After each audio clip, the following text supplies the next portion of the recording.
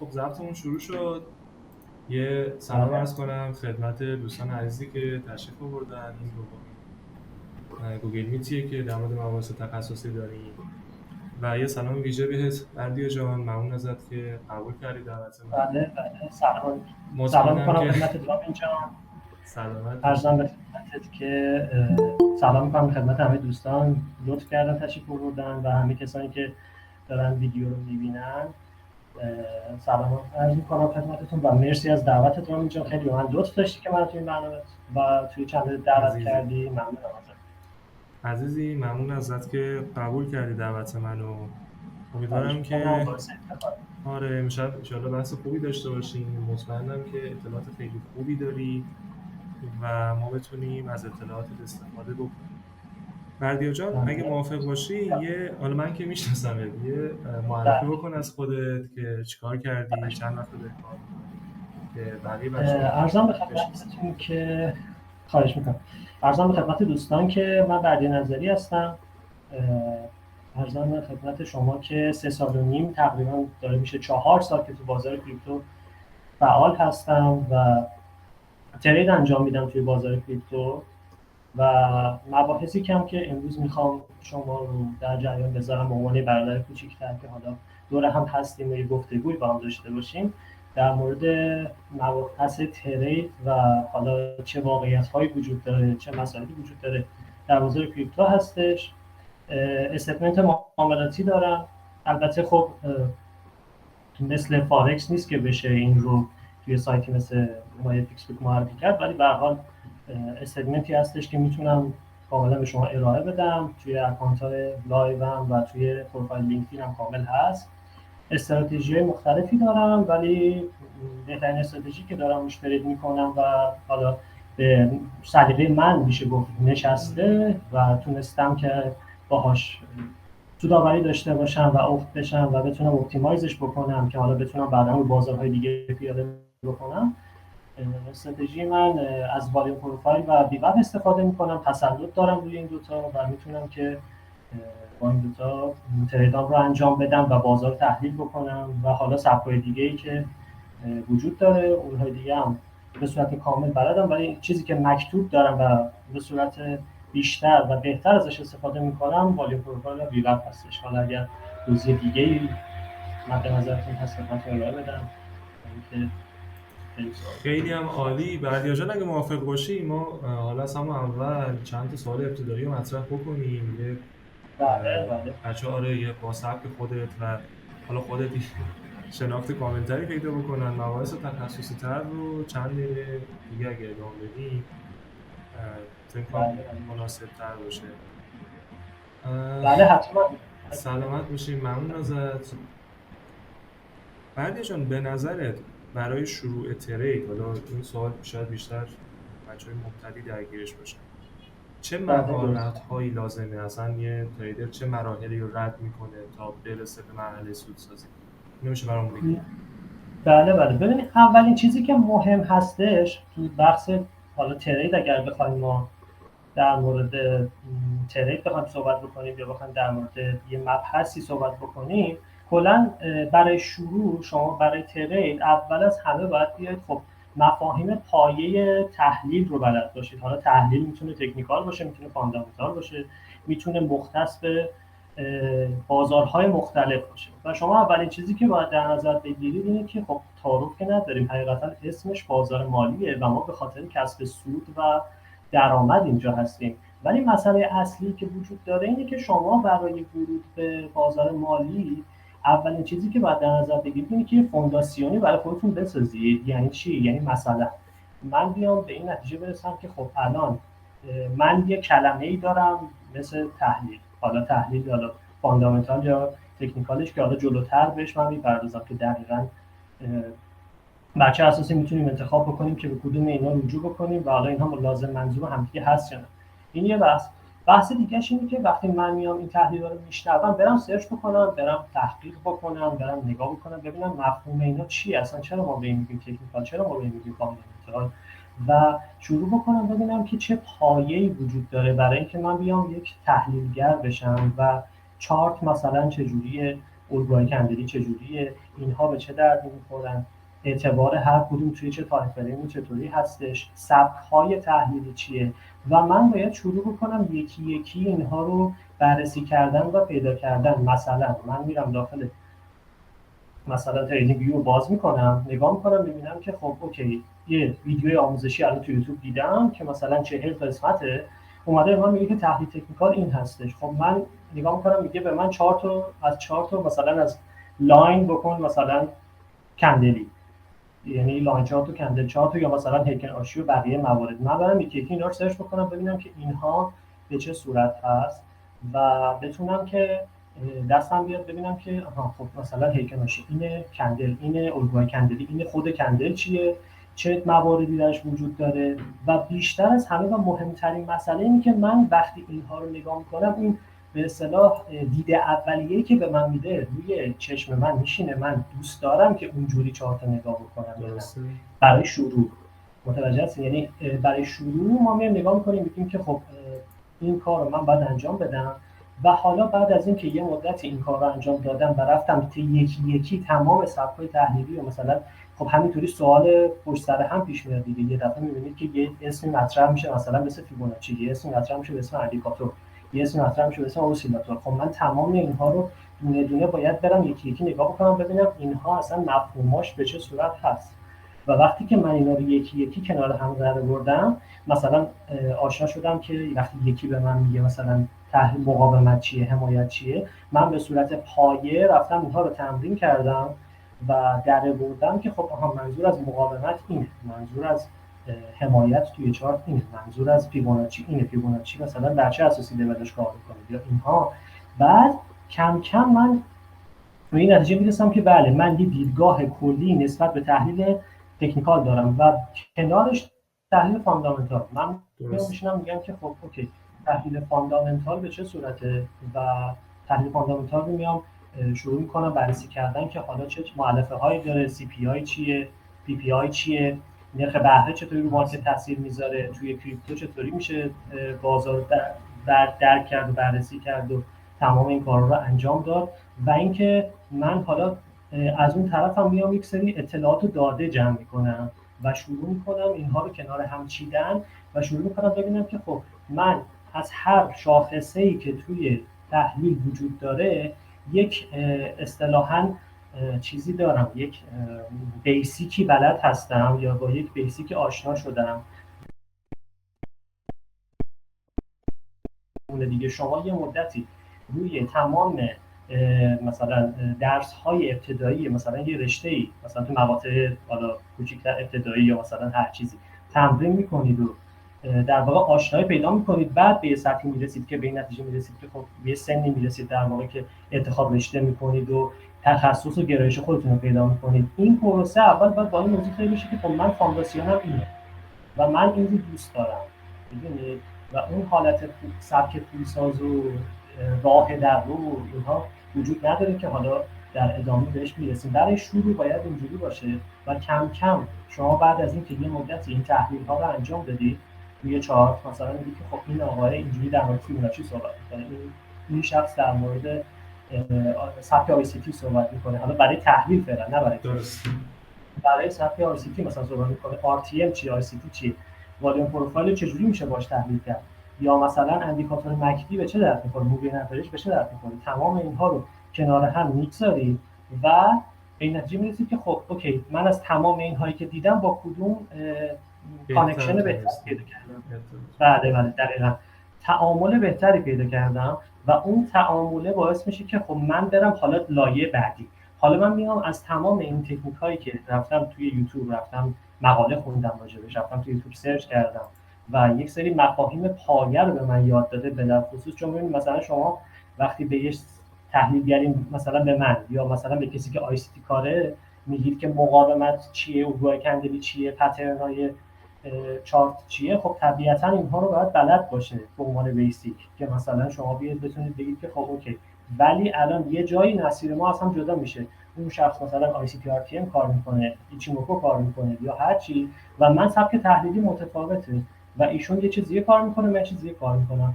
اینجا مسیرهای ما اصلا جدا میشه، جاییه که من میام اون چیزهایی که بهش علاقه پیدا میکنم از لحاظ چشمی، نه از لحاظ اینکه سود میده یا سود نمیده، میام چشمی علاقه پیدا میکنم و میگم خب اوکی، من از تمام اینهایی که دیدم، از تمام این مدل های تحلیلی که پیدا کردم، اینها رو جدا میکنم، اونهایی که دوست دارم. میرسیم به مرحله دوم، حالا چه تو فاندامنتالش چه تو تکنیکالش ها، یعنی توی هر دو دقیقا این موضوع جواب میده.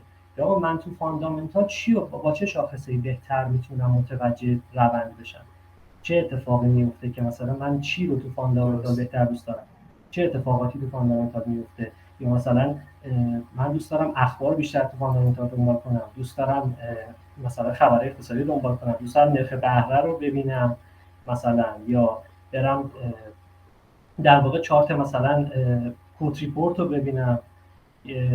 تمام اینها دادگوت رو مثلا بتونم بخونم، در واقع کد اگه اشتباه نکنم آره همون کد ریپورت میشه. و حالا همه اینها رو من توی پکیج قرار میدم و دونه دونه جدا میکنم و حالا میگم خب برم سراغ لایه بعدی که حالا در ادامه بهش میرسیم که لایه بعدی به چه صورته بود، چطوری میشه این مسیر رو رفت تا زمانی که به ترید رسید و ترید رو شروع کرد. ممنون ازت بردیا جان. من اینطور من صحبتاتو جمع بندی کنم. شما پیشنهادت اینه که به عنوان یه شخص حرفه‌ای تازه کارها برن سبک‌های مختلف رو حتی اگر شده برای یک بار هم یه ناخونکی بهش بزنن، ببینن سبک مورد علاقهشون چیه، به چی بیشتر علاقه دارن و این کار به قول شما چشمی هم انجام بدن اوکیه. یعنی بعضیا شاید با موج شماری حال نکنن، پرسنشن کار باشن، بعضیا برعکس اصلا با اون معادلات و ریاضی و اندیکاتور بیشتر کیف بکنن. حالا اینجا یه بحث من پیش میاد، این که آقا اوکی ما وارد یه ماجرایی میشیم، وارد ماجرای آموزش میشیم و خب دورهایی هم که اکثرا میبینیم میگن آقا شما بیا تحلیل فلان رو یاد بگیر، مثلا ادعایی هم روی این که من بیا به ترید یاد بدم نداره، میگه من دارم تحلیل بهت یاد بدم. و ببین این آموزش دیدنه خیلی اوقات عین هزار تویی میمونه که ما واردش میشیم و خروجش دیگه با خودمون نیست، اصلا راه خروج رو گم میکنیم. خیلی ها میبینیم که چندین سال هنوز دارن آموزش میدونن. به نظرت کجا ما میتونیم، یعنی چطوری ما میتونیم تشخیص بدیم که ما الان داریم به سمت تحلیلگر شدن داریم پیش میریم، نه به سمت تریدر شدن؟ یعنی خب اون تفاوت تحلیلگر و تریدر چیه؟ چجوری باید جلوی خودمون رو بگیریم؟ ببینید دقیقاً میدونید مثل چی میمونه. ببینید ترید واقعاً بحثش از تحلیل جداست، ولی اینکه شما برای تریدر شدن باید تحلیل بلد باشید، این که خب حقیقتاً یه چیز بدیهیه که واقعاً باید به این صورت باشه. حالا ولی مسئله‌ای که اینجا وجود داره اینه که یک چیزی هست که متاسفانه کسانی که آموزش میدن تحلیل رو آموزش میدن و اصلا در مورد مدیریت ریسک صحبت نمی‌کنن، در مورد این صحبت نمی‌کنن که آقا این مدل تحلیلی که ما داریم میگیم روی همه افراد جواب میده یا جواب نمیده. و این مسئله مطرح میشه که واقعیت داستان اینه که هر تحلیلگری تریدر خوبی نمیتونه باشه لزوما، و از اون طرف هر تریدری تحلیلگر خوبی نیست. یعنی ما ممکنه یه نفر داشته باشیم که یه تحلیل بگیره، پوزیشن منیجینگش یه جوری باشه که واقعا بتونه سود بکنه. یعنی بدترین تحلیل یه تریدر میتونه سود بکنه، درست، ولی یکی که مثلا تحلیلش خیلی خوبه اگر تریدر خوبی نباشه رو بهترین جا هم اگر موقعیت بازار داشته باشه نمیتونه روی اون سود بکنه. این یه تفاوت عمده است بین تحلیلگر و تریدر و مثالش هم دقیقاً به همین صورته که ببینید مثلا حالا خارج از بحث نمیشم خیلی، ولی دقیقاً مثلا مثل هواشناسی میمونه. تحلیلگر کسی که میاد میگه فردا ممکنه فلان اتفاق بیفته، مثلا بارون بیاد، برف بیاد یا هر اتفاق دیگه، مثلا طوفان بیاد. تریدر یعنی چی؟ یعنی کسی که بیاد برای تمام این موارد آماده باشه. آقا من اگه بارون اومد چیکار کنم؟ اگه برف اومد چیکار کنم؟ اگر مثلا هیچ کدوم اینها نشد چیکار کنم؟ اگه تحلیل اشتباه در اومد چیکار کنم؟ اگر اون بالا تو اون قیمت تحلیل فیل شد من بای میزنم، مثلا سخت بینم. اگه تحلیل ریزش فیل شد یا اگه تحلیل اوکی شد من مثلا کجا پوزیشن میگیرم. یعنی من برای رنج بازار، صعود بازار و نزول بازار باید سناریو داشته باشم و بتونم روش ترید بکنم، یا اینکه کلا عقب بشینم و اصلا هیچ کاری نکنم. این میشه تریدر. تحلیلگر یعنی که میاد میگه من با توجه به این مؤلفه ها میدونم که بازار ممکنه به این حالت برسه یا نزول پیدا کنه یا صعود پیدا کنه یا هر کدوم. به علت این موضوع این دوتا اصلا با هم دیگه متفاوته و یه شخصی اونجا باید بیاد به این نتیجه برسه که من تحلیلگر خوبی هستم ولی ممکنه تریدر خوبی نباشم. یعنی بعد از یه مدت که پیش میرید این رو متوجه میشید با ژورنال نوشتن، با یه سری کارهایی که انجام میدید. مثلا شما میبینید که موقعیت‌های بازار پیش بینی میکنید ولی دستتون میلرزه نمیتونید کلیک بکنید مثلا ترید بکنید. این یه چیزی که میتونید بپذیرید. یا برعکس شما ممکنه تریدر خوبی باشید، یعنی وقتی یه نفر بیاد بتونه دید کلی از بازار بده بتونید روی اون پوزیشن بگیرید و کارتون انجام بدید ولی نتونید که چیز بکنید، نتونید که اون کار انجام بدید. و در مورد بحث آموزش هم بفهمید جا بگو من فکرم صحبت تمام شد. خب در مورد بحث آموزش هم حالا ادامهش که دارم میگم، ببینید دقیقاً از اول که شروع کردیم من گفتم که خب شما باید تحلیلتون رو بر اساس علاقه پیش ببرید. مرحله دوم هرس کردن اینهاست که من بیام اونهایی که دوست دارم رو جدا بکنم. مرحله سوم اینه که من چطور مثلا من فیبوناچی دوست دارم با اندیکاتور مکدی مثلا به فرض دارم میگم، یا مثلا من مکدی آرسا رو بیشتر دوست دارم یا اندیکاتور محور هستم یا نیستم. یعنی اینا چقدر به من از لحاظ دیدیم بهتر روی من میشینه، روی من عمل میکنه. من وردیه که الان اینجا نشستم من اوبیو و الیوت کار نمیکنه. چرا؟ چون دقیقاً همون روز اولی که من رفتم دقیقاً همین این مسیری که دارم الان توضیح میدم مسیری که خودم رفتم. میگم آقا من روز اول من یک قرونم پول آموزش ندادم. البته خب یه منتوری هم داشتم که دوست خیلی صمیمی من هستش و حالا در ادامه بهش میپردازم، ولی در حقیقت اینجوری مسیر برام پیش رفت. من به الیوت کار نمیکنم ولی هیچ وقت نمیشه بیای شما بگی که الیوت جواب نمیده. نه، ممکنه یک نفر توی یه تایم فریمی توی هر بازاری بتونه بالا الیوت بیاد یه کاری انجام بده، یه تریدی بزنه که من وردیا نتونه. در کل من میدونم الیوت چیه ولی خب سبک شخصی من نیست. ولی اینکه من بیام به واسطه آموزشی که دارم میدم طرف رو خل بدم توی مرحله تحلیل تکنیکال و حالا یه تحلیل فاندامنتال فرقی نمیکنه. دقیقاً این مرحله‌ای که داریم بهش میرسیم مرحله سومیه که دارم خدمتتون میگم. بعد از اینکه من نشستم اینها رو جدا کردم، حالا میام اینها رو با هم چیکار میکنم؟ ترکیب میکنم. گفتم که اینها رو من میام ترکیب میکنم. میام اینا اندیکاتور محور هستم، با همت مقاومت میتونم کار کنم، اینجوری کنم اونجوری کنم. الان من داره دستم میاد که تازه به چی علاقه دارم و چشمم به چی عادت کرده و نشستم باهاش چارت رو دیدم و نشستم آزمون خطا کردم برای تحلیل نه برای ترید، چون من هنوز با مفهوم مدیریت ریسک آشنا نشدم. و متاسفانه کاری که این آموزش دارن انجام میکنه اینه که شما رو از اول میندازن تو مرحله سوم. یعنی شما میبینید که یه دوره هست، دوره آموزش آی سی تی. خب شما اصلا این مراحل رو طی نکردی از اول، میدونی؟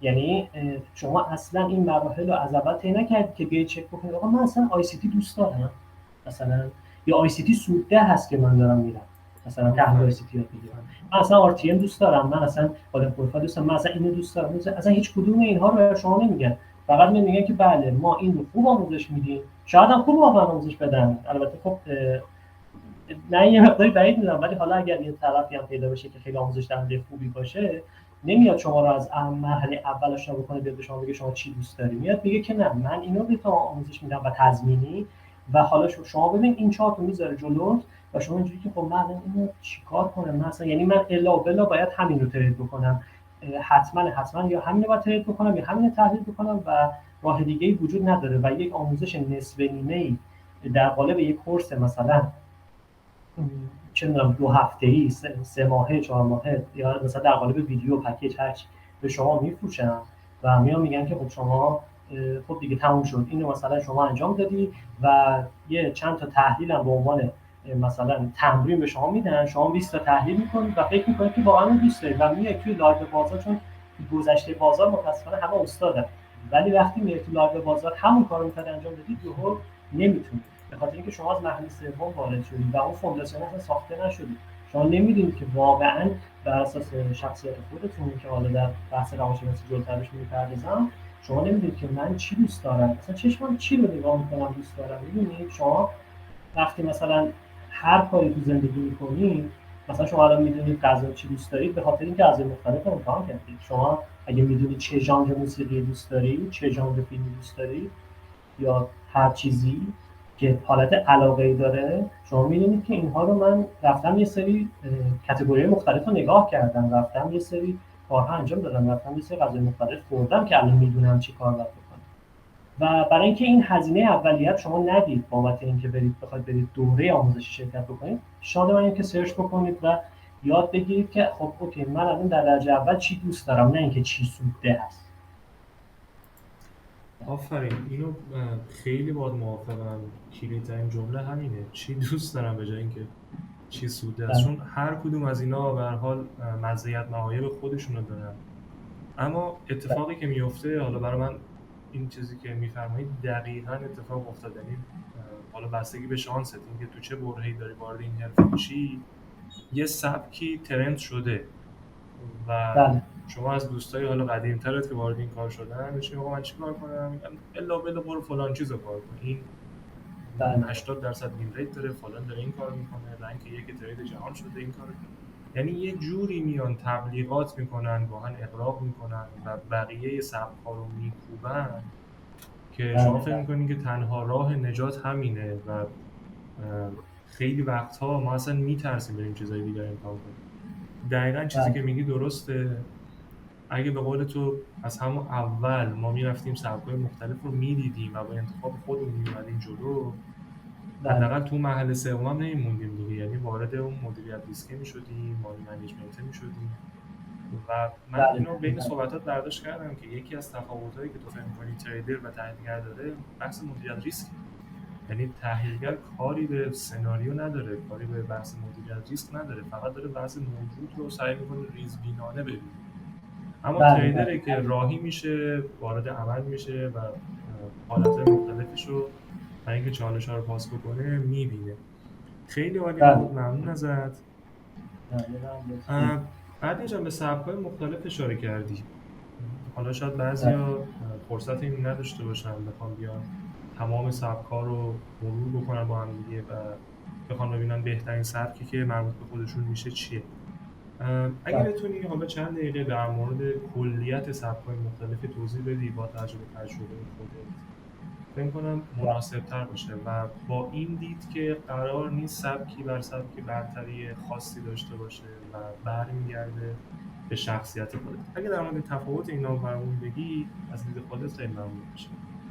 ببینید واقعیت من فکر می‌کنم که سبک‌های مختلفی که وجود داره، حالا توی تحلیل‌ها کسی که مثلا میره تحلیل فاندامنتال در واقع براش علاقه ایجاد میکنه و میره به اون سمت آقا من فاندامنتال دوست دارم، خیلی اتفاقات و رویدادهای بازار براش مهم هست و تو زندگی خودش هم به همین صورت داره مدیریت میکنه زندگی خودش رو و پیش میره. یعنی میگه که خب من مثلا این اتفاقا برام مهم بود، اینجا اینجوری شد، یا اخبار خیلی براش اهمیت داره به صورت ذاتی و خب میره سمت این که مثلا من برم حالا فاندامنتال کار کنم. یک سری از افرادی هستن که میان میگن من یا اندیکاتور دوست دارم، یعنی یک در واقع میشه گفتش که یک اندیکاتوری بیاد به من نشون بده که الان مثلا میانگین قیمت روی این عدده و من به محض اینکه مثلا دو تا مووینگ اوریج کراس کرد اینجا من بدونم که الان چه اتفاقی میخواد بیفته یا بتونم پیش بینی بکنم در تایم فریم های بالاتر یا پایینتر که چه اتفاقی میخواد بیفته.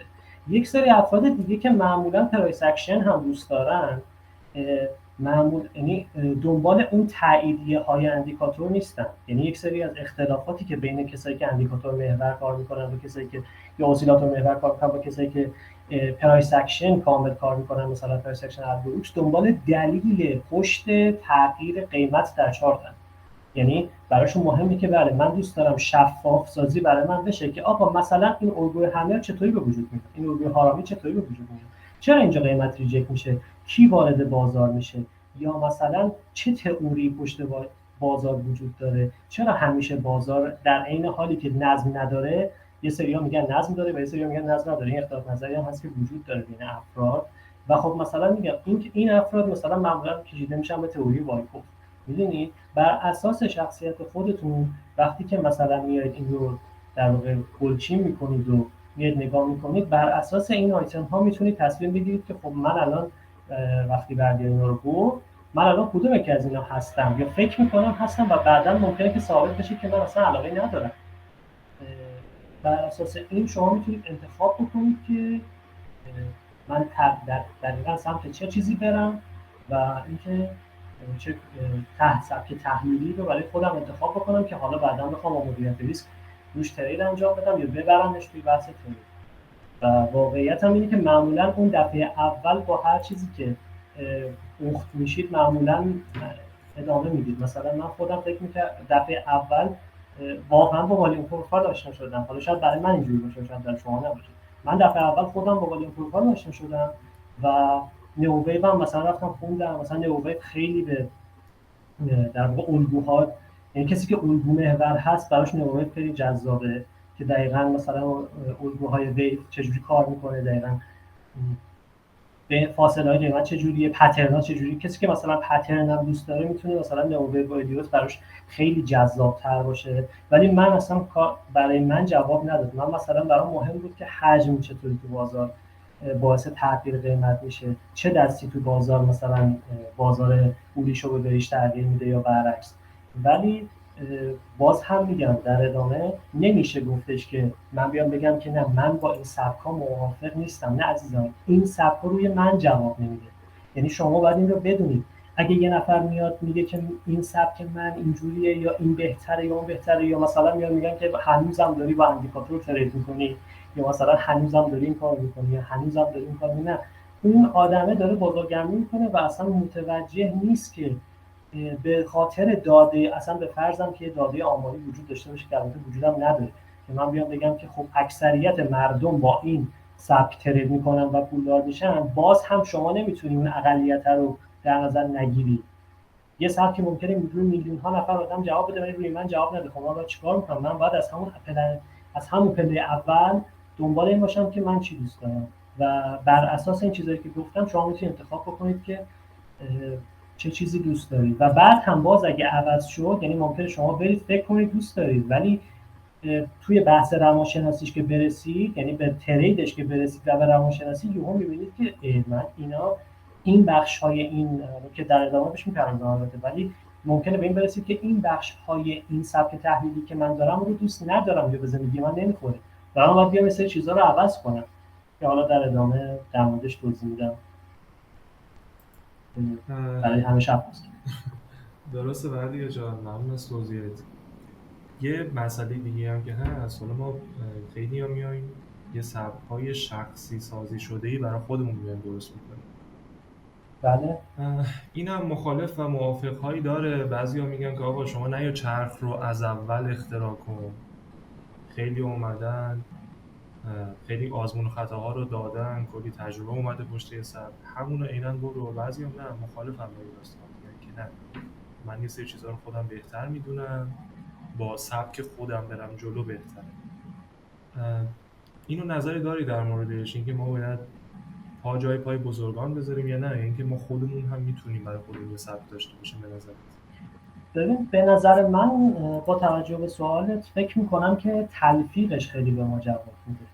یعنی مسئله استراتژی که حالا میشه بعد از مثلا حالا مدیریت ریسک که من حالا بخوام، یعنی قبل از این که من مدیریت ریسک رو روش اجرا بکنم، چون تحلیل کردن پویایی داره ولی مدیریت ریسک پویایی نداره، یعنی پویاییش خیلی کمتره. مدیریت ریسک شما وقتی در مورد مدیریت ریسک صحبت می‌کنیم، مثلا تو پراپای فارکس شما نمی‌تونید بگید که خب من مدیریت ریسکمو می‌خوام ببرم بالا یا ببرم پایین، چون برای شما سری قواعدی تعیین میشه که آقا شما از این درصد بیشتر ضرر نکنید. در مورد مدیریت ریسک شخصی صحبت نمی‌کنم. ریسک شخصی میتونه شناور باشه، میتونه ثابت باشه، ولی چون این پویایی تو تحلیل تکنیکال وجود داره، من میتونم مثلا بگم که خب من با این موضوع در نکتی حال میکنم یا با این الگوی کندلی میتونم اخت بشم، یا میتونم مثلا این سبک تحلیلی یا تریدی رو برای خودم انتخاب بکنم و از هر آیتمی بیام یه چیزی رو در بیارم و مثلا بگم که خب من دوست دارم فیبوناچی رو با ویوپ مثلا ترکیب کنم، یا مثلا والیوم پروفایل رو با ویوپ ترکیب کنم، یا ویوپ رو مثلا با یه اسیلاتور ترکیب کنم یا با یه اندیکاتور دیگه ترکیب کنم. خب کسی جلوی من رو نمیگیره و من میتونم از اینها بیام یه سبکی مختص به خودم بسازم، ولی من مخالفم با اون شخصی که میاد بدون بک تست بدون معاملات. یعنی یکی از نقدایی که بین افرادی که استراتژی در واقع خودسازی ها به اصطلاح خودمونی تر یا مقداری من درآوردی در میارن اینه که شما اگر این رو ساختی و ادعا میکنی مختص تو خودته، شما به چند نفر این رو آموزش دادی و اون چند نفر چقدر نتیجه گرفتن؟ و اگر اونها نتیجه گرفتن اوکی، چرا خود شما نتونستی روی این ترید بکنی؟ چون مختص به شماست، متناسب با شرایط زندگی شماست، متناسب با خلقیات شماست، همه چیش برای شما طراحی شده. پس اگر من میخوام بیام یه حرف بزرگی رو بزنم، یه ادعای بزرگی رو بکنم که سبک من و سبک فلان، حالا یه اسم سه حرفی هم مثل این اینفلوئنسر رو بیام براش پیدا بکنم و بیام بگم روش ادعایی بکنم، من باید خیلی روی سبک به این سبک خیلی باید بهینه کرده باشم، استراتژیشو در آورده باشم و وین ریتش رو، تمام نقاط ورود و خروجش رو در آورده باشم و باز هم این ممکنه روی یه شخص دیگه جواب نده. یعنی این رو ما باید بپذیریم که همه کسانی مثلا 30 نفر اگه میرن سر کلاس استاد ایکس میشینن مثلا دارن آی سی تی یا تی هر سبک دیگه، یا من مثال میزنم جسارت نباشه خیلی هم با این سبکا ترید میکنن و پول در میارن. به صورت مثلا والیو پروفایل سبک خودم میگم، مثلا همه کسایی که میخوان والیو پروفایل یاد بگیرن، همه اون 30 نفر ممکنه با والیو پروفایل سود نکنن و این چیزی که ما باید بپذیریم. درسته. بردیا جان یه بحث دیگه ای که الان دوباره شکل میگیره، حالا من برمیگردم به بحث خودت، خیلی منحرف نشیم از اون بله. فونداسیونی که داشتیم میچیدیم میادی بالا. قدم بله چهارم خواهش رو به می‌کنم. مدیریت ریسک اشاره کردی. یه سوالی بله بله. که الان اینجا مطرح میشه، آیا مدیریت ریسکه که ما رو به سودسازی میرسونه یا نه اون سبک قوی است، اون مرحله سوم است که ما رو به سودسازی میرسونه؟ یعنی کدوم از این مراحل مهمتره؟ حالا خیلی هم میان بله میگن که قبل. آقا شما یه سبک بعد و مدیریت ریسک هم روش داشته باشی به سود میرسی. آیا این حرف درسته به بله نظرت؟ بله 100% من با این حرف موافق هستم. به خاطر اینکه مدیریت ریسک یعنی مقدار شما از دست بدید، یعنی به صورت ساده، و به زندگیتون لطمه وارد نشه. یعنی شما وقتی میای مدیریت ریسک انجام میدی، یعنی اینکه من ریسکی که دارم میکنم با از دست دادن اون آیتم، اون موقعیت، حالا به صورت کلی اون چیز، اون مبلغ، اون پول، هر چیزی که شما فکر بکنید، با از دست دادن اون هیچ مشکلی و هیچ خللی در زندگی من پیش نمیاد و حتی ناراحتم هم نمیکنه، چون من از قبل برنامه‌ریزی کردم که اینقدر من پول قراره از دست بدم. و اینجاست که میاد مدیریت ریسک برای اشخاص جدا تعریف میشه. بازم البته اگر بخوام رو پول خودشون تمرین بکنم، ولی باز من وقتی میرسم به مرحله چهارم، الان من سعی کردم که استراتژی تحلیلیم رو در بیارم. یعنی من با اون سبکی که الان با استفاده از چیزایی که دوست داشتم ترکیب کردم و روش تحلیل کردم و جواب داده در زمینه تحلیل، حالا میام با مدیریت ریسک یا توی حساب دمو یا همینجوری یه دفترچه برای خودم در نظر میگیرم، مینویسم که من فرض میکنم که این دلار پول دارم و سعی میکنم که با مدیریت ریسک این رو پیاده بکنم. حالا یه مدیریت ریسک جامع داریم که معمولا میان میگن که پولی که با از دست دادنش به شما لطمه وارد نمیشه، وارد حساب بکنید که اگر این پول رو از دست دادید براتون مشکلی پیش نیاد. خب این یه بحثه. بله درسته. و من شروع میکنم با استفاده از این مدیریت ریسک کارمو پیش میبرم و میگن که خب اوکی، بین نیم تا 1% ریسک درگیر بکن.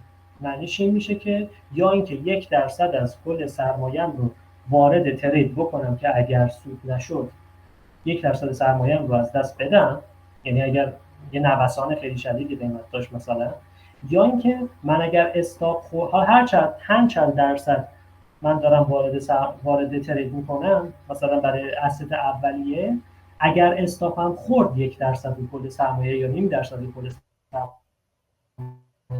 زمان کنم، میدونی؟ یعنی مثلا تو وقتی به صورت اثبات میای مثلا بیت کوین میخری یا هر ارز دیگه میخری، استاپتون اینطوریه که مثلا من 50% از کل حسابم به فرض اومدم بیت کوین خریدم و اگر بیت کوین به این قیمت رسید برای من بفروشه،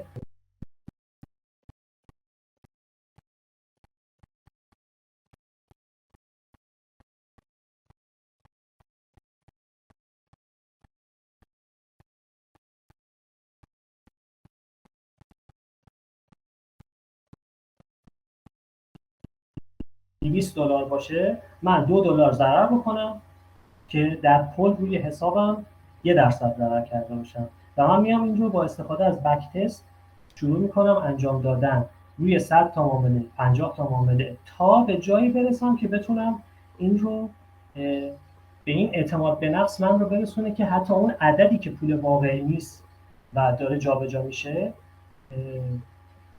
در واقع بهینه شده و من اعتماد به نفس اینو پیدا کردم که این رو بیام توی ترید واقعی و توی حساب ریل این رو پیاده بکنم. درست. ولی مسئله اصلی اینجاست که من وقتی میخوام این کار رو انجام بدم باز باید بشینم یه دوره‌ای باز باید بهینه‌سازی بکنم دیگه. ممکنه که اون تریدی که من دارم انجام میدم ممکنه تحلیلم خیلی خوب بوده، تحلیل رو آوردم کردم حساب دمو و حساب دمو رو الان بک تست میگیرم، باز من یه سری باگ‌ها در میارم با وجود اینکه سبک تحلیلی رو از اول دوست داشتم، با وجود اینکه خودم انتخاب کردم، با وجود اینکه تمام این مسائل بوده، ولی باز من یه سری باگ‌ها در میارم و اینجا ما دیگه کم کم داریم میرسیم به بحث روانشناسی و وقتی وارد حساب ریل میشیم تازه باید شروع کنیم فوروارد تست گرفتن. و یک چیزی که در مورد من خیلی دوست دارم تو بحث مبحث از اینکه بخوایم مثلا به بقیه به مراحل بعدی برسونیم، ببینید وقتی شما استراتژیتون رو درآوردید و مثلا بک تست گرفتید، روی فوروارد تست اگر میخواید بگیرید، حالا چه تو حساب دمو باشه که چه بهتر، همزمان باید شروع کنید جورنال نوشتن، چون از مفاهیم و اکسل باید پر بکنید و ژورنال باید پر بکنید و بیاید بنویسید که من اگه اینجا وارد شدم بر چه اساسی وارد شدم، چه اندیکاتوری رو انداخته بودم روی چارت اینو دیدم، چه کاری انجام دادم که این کاری چه تریگر ورودی برای خودم پیدا کردم. و وقتی اینجا استراتژی داره شکل میگیره، شما به علاوه اون سبک تحلیلی باید دنبال چند تا چیز هم باشید، نقطه ورود، نقطه خروج و برای هر کدوم اینها چه پلنی دارم و برای هر کدوم اینها چه تریگری دارم و اینها کم کم توی تست ها داره اضافه میشه. علاوه بر اون مبحث روانشناختی هم داره کم کم پررنگ‌تر میشه، چون باز شما داری یه عددی از دست میدی هرچند به حساب دمو، ولی باز اون بار روانیه هرچند کوچیک روی شما وجود داره. و در مورد حساب ریل هم میخوام این موضوع رو بگم که وقتی که ما وارد حساب ریل میشیم، حالا در بحث روانشناسی هم بهش میپردازم، دو تا مسئله وجود داره که معمولا نمیگن. یعنی از اول میگن که خب شما ببینید شما این مبلغی که وارد کردی چون بهش احتیاج نداری یه دفعه از دستش میدی، ولی هیچ کس نمیاد بگه که شما چقدر تاب استاپ خوردن داری. الان حساب ریله، الان روی دمو هم اومدم بیرون و الان حساب ریله و الان واقعا دارم به همون اندازه‌ای که توی حساب دمو ترید می‌کردم دارم با پول واقعی ترید می‌کنم. من چقدر تاب استاپ خوردن دارم، هرچند این $100 که مثلا فرض آوردم توی کار از دست بدم، من از اول قراره که این پولا رو از دست بدم، ولی چرا استاپ می‌خورم حالم بد میشه، چقدر من تاب استاپ خوردن دارم. هرچند مدیریت ریسک هم مثلا ثابته، همون 1% مثلا 5% رادان روزانه برای خودم گذاشتم.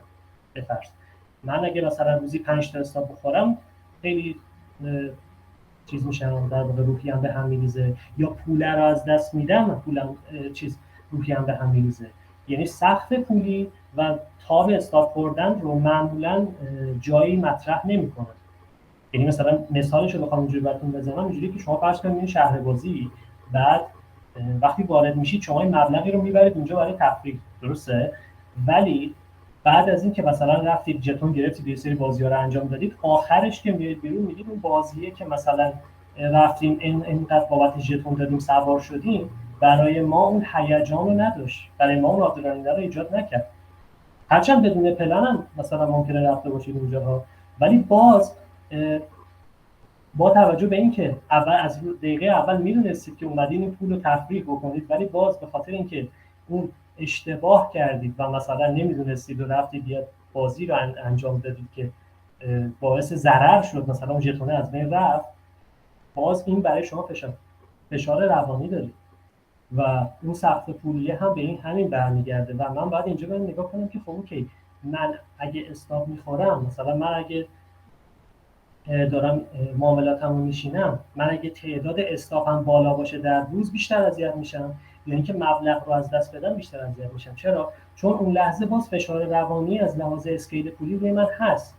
یعنی من باید سعی بکنم که وقتی حساب ریل شد به درصد توجه بکنم. مثل پراپ نمیاد بگه که شما اگه این مبلغ ضرر کردی برای شما در واقع حسابتون رو میبندید، میاد به شما میگه که این درصد ضرر کردی حسابتون رو میبندید. درصد مهمه.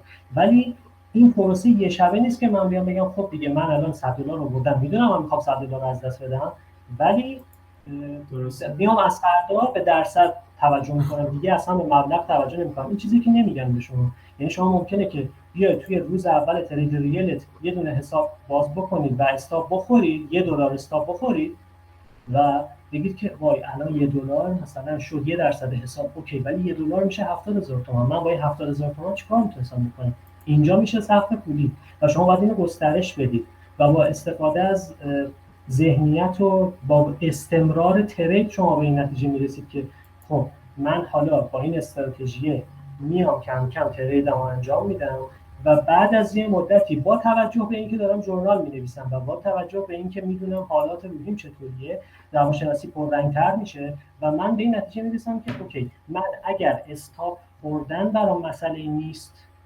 خب بیام استاپمو تایت میذارم یا استاپمو کوچیک میذارم و حالا ریسک و ریوارد که البته باید همیشه مقدارش بیشتر باشه، ریوارد معمولا بریسه یا باید یکی باشه، ولی من میام استاپمو کوچیک میذارم. اگر استاپ خوردن برام مسئله نیست و پول از دست دادن برام مسئله است، میام استاپمو کوچیک میذارم. توی یه روز مثلا میخوام 1% ضرر بکنم به فرض، میام 4 تا 25% استاپ میخورم. یا اگه از اون وقت استاپ خوردنه یا اون حس شکسته حال منو بد میکنه، میام توی حساب ریلم یه دونه استاپ واید میذارم، ولی خب یه دونه ترید بیشتر در روز نمیزنم که اگه استاپ خوردم، یعنی استاپم واید، از اون بر ریواردم هم حالا 1/2 1/3، یعنی استاپ ریسک ریوارد 1/2 1/3 اون هم واید میذارم و بتونم این رو اپتیمایزش بکنم با استراتژی. و اینجاست که من میتونم بگم که آها خب شما با پولی که اومدی وارد شدی استاپ گذاشتی، این دوتا مسئله چقدر روی شما تاثیر میذاره. برای همینه که اون افراد مثلا فکر میکنن که در دفعه اولی که مثلا اومدن ترید کنن، به خاطر اینکه این فشار روانی رو روشون ایجاد نشه و اون کسلیه براشون ایجاد نشه به خصوص، چون یه حس بدی داره دیگه. شما فرض کنید مثلا حالا برمیگردیم به همون شهر بازی، شما فرض کنید که رفتی ژتون خریدید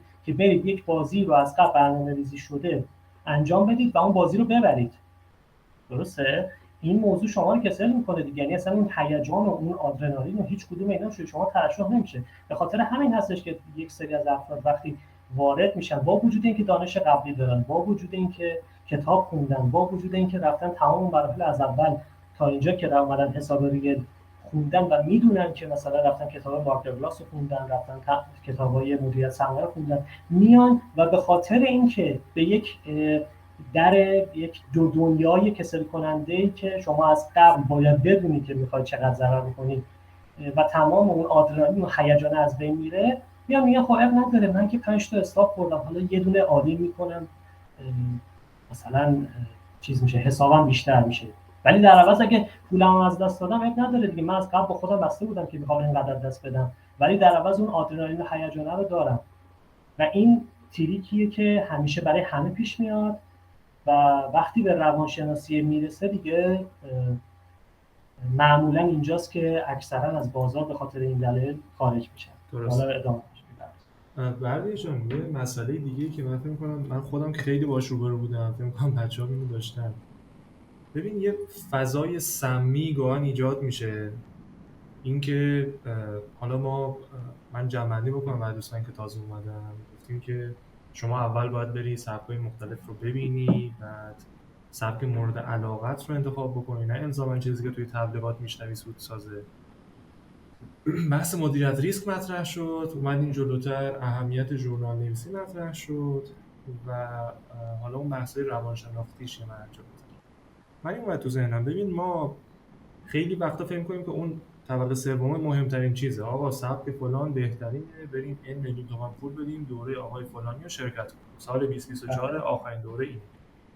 بعد بی نهایت هم تبلیغ اومده روی این دوره، توی اینستاگرام باز می‌کنیم طرف وین ریت 99% داره، بعد هر کی باز میکنی میبینی حالا به دروغ هم خیلی ها آقا من دارم سود میکنم من دارم سود میکنم. شما که میای وارد این مرحله میشی اولا یه بایاسی از قبل برات ایجاد شده که من قراره که سود بکنم، پس اگر X و Y تونسته من هم میتوانم. میای وارد میشی میبینی نه ضرر شد آقا چی شد.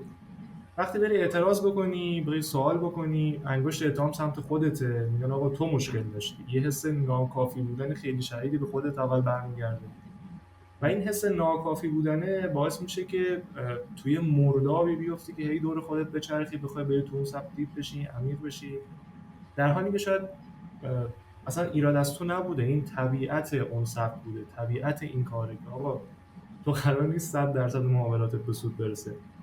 تو نهایت تلاشی که باید بکنی اینه که با توجه به شناختی که از خودت پیدا کردی چی کار بکنی که زندگیت آسیب نبینه، چی کار بکنی که در نهایت مجموعش به سود برسه. کاری که تو کردی با نظمی که داشتی، با ژورنالی که نوشتی و با اون سیستم مدیریت سرمایه‌ای که نوشتی تونستی فکر کنم به سود برسی. بله. بحث بعدی که مطرح میشه آیا حالا من سعی کردم بحث تو جنبندی بکنم و حالا یه گوشایی هم من خودم بهش اضافه بکنم. پس به نظر بردیا جان تو فکر میکنی که اگر ما این 6 قسمت رو فکر کنم 5 یا 6 قسمت بود دیگه تقسیم بندی البته هنوز بکنیم، به روانشناسی نرسیدیم. آره اهمیتش یعنی اون تریدر حرفه‌ایه کدوم از اینا رو بیشتر میدونه؟ میدونی یعنی یه تریدر حرفه‌ای با یه تریدر فیک تفاوتشون چیه؟ اینا هر کدوم چی رو دارن بیشتر روش مانور میدن؟ ببین بزرگترین تفاوت تریدر فیک با تریدر حرفه‌ای معمولا اینه که تریدر حرفه‌ای همیشه میدونه میخواد چیکار کنه. یعنی اصلا امکان نداره که من بردیا نظری میدونم چقدر درآمد خوردم نسبت به ریسک شخصی که داشتم. خب الان مثلا اگه من بخوام استیتمنت نشون بدم یا هر چی که البته تو لینکدین هم هست تمام معاملاتم، من اگه کسی بیاد به من بگه بردیا جان شما اینجا چرا درآمد خوردی، من دلیلش رو باید بدونم. من اینجا چرا ریسک اضافه کردم، من دلیلش رو باید بدونم. موقع ترید کردن چه حسی داشتم، اینا رو تو ژورنال نوشتم، چقدر ریسک وارد کردم، چرا وارد کردم و تمام اینها رو ریز بریز من باید قادر باشم که برای شخصی توضیح بدم که نشون دهنده این باشه که من تریدرم.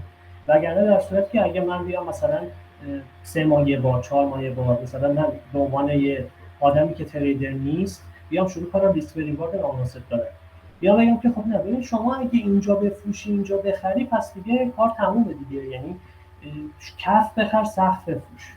یا مثلا بیام بگم که نه من یه استراتژی طراحی کردم که مثلا باعث سوددهی میشه فلان میشه و مثلا وین ریتش اینقدر، خب من برای چی باید بیام اینو مجانی به شما رو بدم یا اصلا در قالب کم.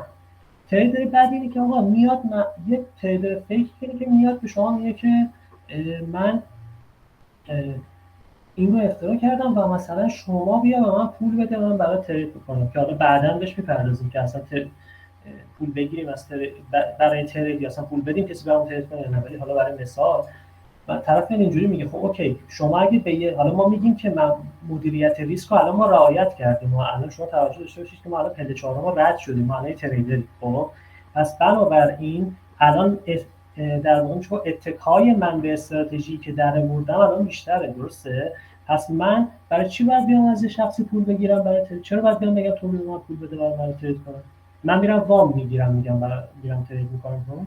اگه من expected return رو دارم، اگه من شارپ ریشیو رو دارم، اگه من میدونم که رو چه تریدایی ضرر کردم، میدونم برای چی ضرر کردم، میدونم چقدر تو ماه expected return دارم، چقدر گین دارم تو ماه مینیمم یا ماکسیمم، میدونم ماکسیمم لاسم یا در واقع ماکسیمم ضررم در ماه باید چقدر باشه نسبت به حساب. و من اگه اینا رو میدونم میرم پول قرض میکنم میگم ترید کنم، یا میرم با سرمایه دارش صحبت میکنم میگم من ترید میکنم برای شما با سرمایه داری که میدونه که این حوزه چه ریسکایی داره، حالا کریپتو حالا فارکس که بحثش شروع ولی میدونه که ریسکای کریپتو چیه و من میرم به اون میگم که شما به من پول بده و من برای ترید انجام بدم، یا میرم وام میگیرم یا پول قرض میکنم یا خودم پول اضافه میکنم. چرا من باید بیام پول خورد یعنی مثلا مبالغ پایین از آدم‌های مختلف بگیرم که بعد بیام بگم خب من یه صندوق تشکیل بدم؟ یعنی من از اول میرم یک آدم در واقع متخصصی که متخصص سرمایه گذاری پر ریسک اصلا هست، میرم اون رو پیدا میکنم، میرم معاملاتمو میذارم جلوش، میگم بفرمایید این خدمت شما، این لیست معاملات منه، این ژورنالمه، این فایل اکسلی که پر کردم و ریسک شخصی هم این بوده. حالا شما به من بگو که چقدر شما میخوای ریسک به ریوارد بگیری، چقدر شما اصلا میخوای اکسپکتد ریترن شما چقدر، ریسکی که میخوای من برات بکنم چقدر. این فراخ.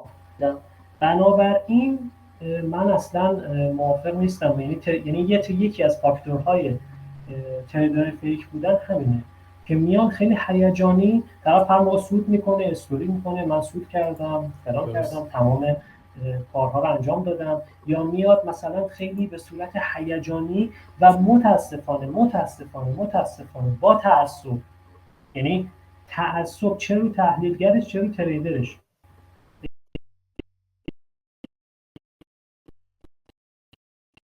بگم به نظرم نه که قبل اولش مثلا چیز کنیم که این دوتا رو کنار هم قرار بدیم. تریدری که میاد میگه قیمت 100% میره بالا، یا من نقطه زنی میکنم، یا این عرضه پامپ میشه، یا این اتفاق میفته،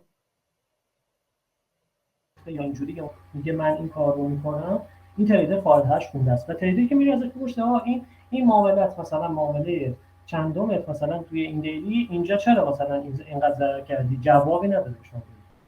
یا تریدری که میگه که من نمیدونم من اون روز زدم مثلا این تریدر رو زدم، بعد این فکر. و تحلیلگری که باز این کارو میکنه، تحلیلگری که حالا اصلا تریدر هم نباشه، تحلیلگری که تحلیلای چند پهلو میده، یعنی میاد چون بازار یا رنج یا صعودیه یا نزولیه دیگه، یعنی غیر از این سه حالت که واقعیت وجود نداره. یه تریدری میاد یه تحلیلگری میاد میگه که خب یه دامنه نوسان بزرگی برای خودش تعیین میکنه، بعد میگه که خب قیمت اگه این سطح شکوند رو به بالا، مقاومت و شکوند صعودیه، اگر مقاومت حمایت رو شکوند میشه نزولی. خب من الان به کدوم اینا باید اتکا بکنم؟ بعد شما کجا تحلیلت فیل میشه؟ شما باید اینا بگی وقتی سناریوی تحلیل میاری میدی، باید بگی آقا اگر قیمت از این سطح بریکاوت کرد، از این سطح گذشت، از این سطح شکست انجام شد، تحلیل من فیل شده. بعدش میگه که خب شما چجوری تحلیل میکنی؟ بله از این قیمت از اینجا اومد بالا نزولی، از اینجا اومد پایین صعودی، ببخشید برعکس گفتم، از اینجا اومد بالا صعودی، از اینجا اومد پایین نزولیه. بعد بهتون زمان هم نمیده، یعنی حالا نه اینکه لزوما بیاد مثلا زمان بخواد تحلیل بکنه ها، ولی مثلا اون فلشی که میکشه ممکنه قیمت مثلا من به شما بگم قیمت میشه مثلا الان بیت الان 70 چند دقیقا بیت دقیقا نمیدونم 74,000 فکر کنم، حالا حدوداً قیمت الان من میام بگم که میشه 68,000. خب کی میشه 68,000؟ اگه قیمت رفت شد 80,000 بعد اومد شد 68,000، بعد من بیام استوری کنم بگم من اون روز گفتم که قیمت شد 68,000، خب همه هم میبینن میگن خب راست گفته دیگه.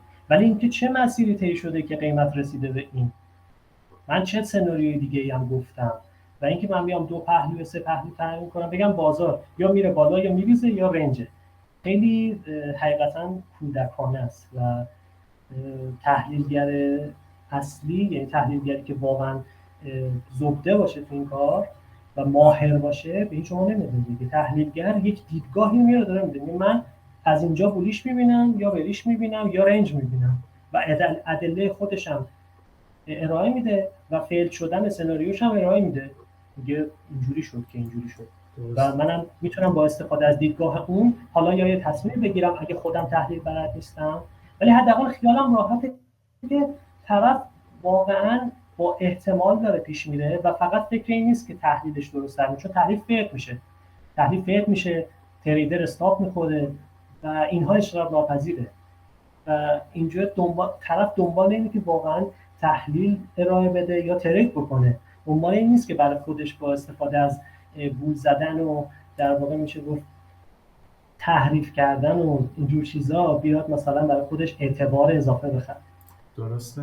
حقیقتا من اینجوری بگم. درسته. مرسی ازت. ما اگه موافق باشی بعد جان خود سرعت هم بدیم به کار. بله آره خیلی باهات موافقم. ببین منم از الان میگم یه زمانی تو ایران دلار میشه 500,000 تومان. می‌دونی؟ هر بله موقع من مرده زنده اگه شد بیام این تیکر رو استوری کنم بگم من به بچه‌ها اینو سیگنال میدم بیاد بزنن. آره متاسفانه اکثر آدما ما تجویز میخوایم، میدونی، دنبال بله یه نسخه یه خطی هستیم. برو اینو بخر پولدار شو، برو اینو بفروش مثلا به فلان کار برس. این که خیلی وقتا ما حوصله شنیدن راههای طولانی رو نداریم. یه خورده بازار اینجور آدما رو داغ کرده، میدونی. و اینکه بله خب من حالا خودمونم زیاد دیدیم دیگه، خیلی حالا صحبت تریدر هم شد، خیلی هم می‌بینیم که طرف اومده نهایت 5 پیپ داره سود میکنه، ولی چه میدونم حالا 10 لات 20 لات اومده توی حساب دمون پوزیشن باز کرده، بعد میگه آقا من توی یه دقیقه اومدم $2000 در آوردم. بله. خیلی آدما جذب اینا میشن دیگه، یعنی یه خورده ما خودمون هم هستیم که آدما اینجوری داریم گنده میکنیم. بردیا جان بریم سراغ یه خورده چون مباحث تخصصی تر عمیق‌ترمون بله و یه خورده سرعت بدیم به کار اگه موافق باشی. حالا اگر تایم بله زیاد بله اومد دوباره حتما حالا هر جا که برمیگردیم حالت پرسش پاسخه بریم جلوتر که بچه‌هام سوالشون رو بپرسن. اینکه چی بله شد بله. رفتی سمت کریپتو؟ میدونم که خب یه مدت فارکس کار می‌کردی، چی شد که کریپتو رو انتخاب نه کردی؟ من چه فارکس کار جذابیتی؟ نمی‌کردم جسارتا. آها خب فرق کرد نه داستان. من خب چی شد کلا که از فارکس همون من اول از رفتی سراغ اول کریپتو نه اینکه بله یه بله من خورده از فارکس اول نرفتی؟ رفتم سراغ کریپتو بعد من اصلا فارکس کار نکردم. خب جذابیتش چی بود برات؟ جذابیتش ببین حقیقتا بزرگترین جذابیتش تو کریپتو اینه که نوسان قیمت خیلی آدم اول جذب میکنه. یعنی شما اینجوری که میبینی اون پتانسیلی که برای مثلا یعنی به اصطلاح اون اول که هیچی، مثلا من خودم خب یه زمانی صفر بودم دیگه، هیچی بلد نبودم. بعد اون اول شما وقتی میشنوی که خب مثلا یه اتفاقی افتاده، یه ارزی پامپ شده یا مثلا یه ارزی ترکیده یا هر کدوم این اتفاق افتاده یا ارزش قیمتیش افزایش پیدا کرده، یا مثلا یه سری میان میگن که به واسطه یه سری شانسی یا مثلا به واسطه تحلیلشون تونستن در اصل قیمت قابل توجهی بگیرن. خب این موضوع در درجه اول این باعث میشه که شما بیاید سمت کریپتو. ولی خب ترید های کریپتویی، یعنی ترید کردن روی فیوچر کریپتو تفاوت های خیلی زیادی داره روی با تریدرهای فارکسی. یعنی ترید روی فارکس خیلی تفاوت زیادی داره با ترید کریپتو. و یه سری مباحثی هم داره. مباحث اصلیش که من بخوام بهش اشاره بکنم اینه که شما توی کریپتو وقتی دارید ترید میکنید مبحث اصلیتون این باید باشه که یعنی معمولا اینجوریه شما وقتی توی فارکس دارید ترید میکنید، شما اگر استاک معامله نکنید و مثلا جرف ارز بخواد معامله بکنید، شما شاخصتون درآمد دلاریه، درسته؟ پس یعنی چی؟ یعنی که من دنبال این هستم که درآمد دلاریمو بیشتر کنم. ولی تو کریپتو وقتی من دارم ترید فیوچر میکنم یا حالا ترید اسپات میکنم، من دنبال این هستم که بیت کوینم رو بیشتر بکنم.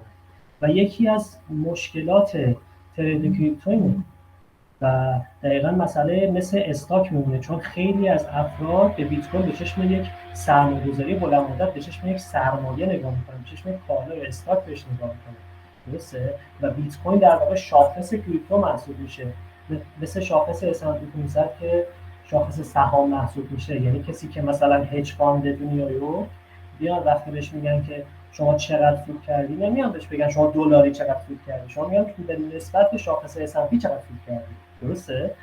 یعنی یه شاخصی وجود داره که شما علاوه بر اینکه دلاری باید سود کرده باشی، باید بتونی اون شاخصه رو آوت پرفورم بکنی.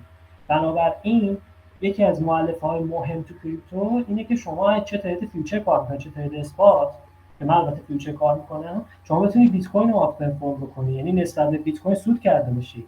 یا اگه بازار ریزشی شد، مثلا بیت کوین داشت میریخت، شما ریزش بازار رو تشخیص بدی، تمام بیشتر صندوقت که تمام صندوق سرمایه‌گذاری تو تبدیل به دلار بکنی که نسبت به بیت کوین کمتر ضرر می‌کنی. درسته؟ مسئله اصلی اینجاست. ولی خب تو فارکس شما جفت ارز رو برای خودتون مثلا ندارید، یعنی به عنوان کالا بهش نگاه نمی‌کنید. شما یه قراردادیه که شما دارید ترید می‌کنید دیگه، یعنی مثل همون این حالت فیوچر رو فقط داره که شما حالا من وارد بحث استاک و کامودیتی نمیشم که شما توی سهام بگیرید، ولی وقتی شما جفت ارز دارید ترید می‌کنید، دارید شاخصه رو ترید می‌کنید، یعنی اون جفت ارز رو دارید ترید می‌کنید و براتون مهم نیستش این موضوع. که من مثلا نسبت به چه شاخصی، یعنی شاخصی وجود نداره، من دارم درآمد دلاری دارم، برای من یه شاخص اصلی وجود نداره که من بگم من نسبت به این باید این استاکر و این شاخص اصلی رو آت پرفورم بکنم.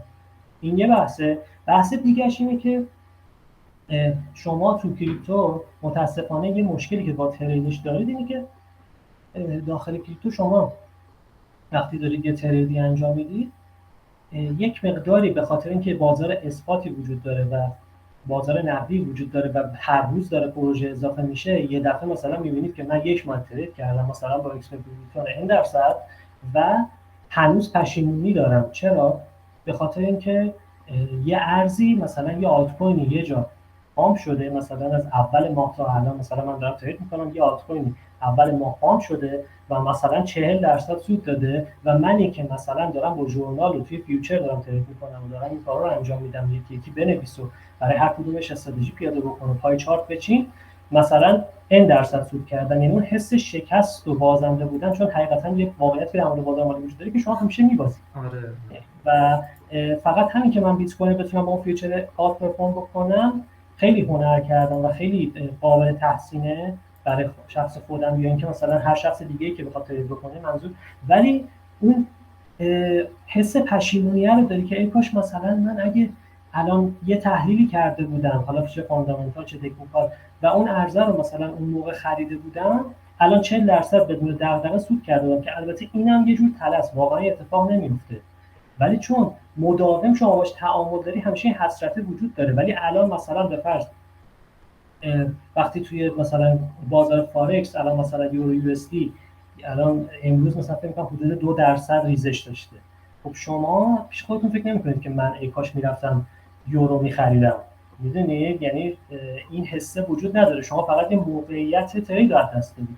ولی تو کریپتو چون هی پیرا بالا پایین میشه و درصدش قابل توجه، شما اینجوری که مثلا یه ارزی همیشه پامپ میشه، یه ارزی دامپ میشه و شما چون با اینا در تعامل هستید و میبینید یه سری افراد شانسی روش سود کردن، این حس پشیمونی و شکسته خیلی تو ترید کریپتو بیشتر.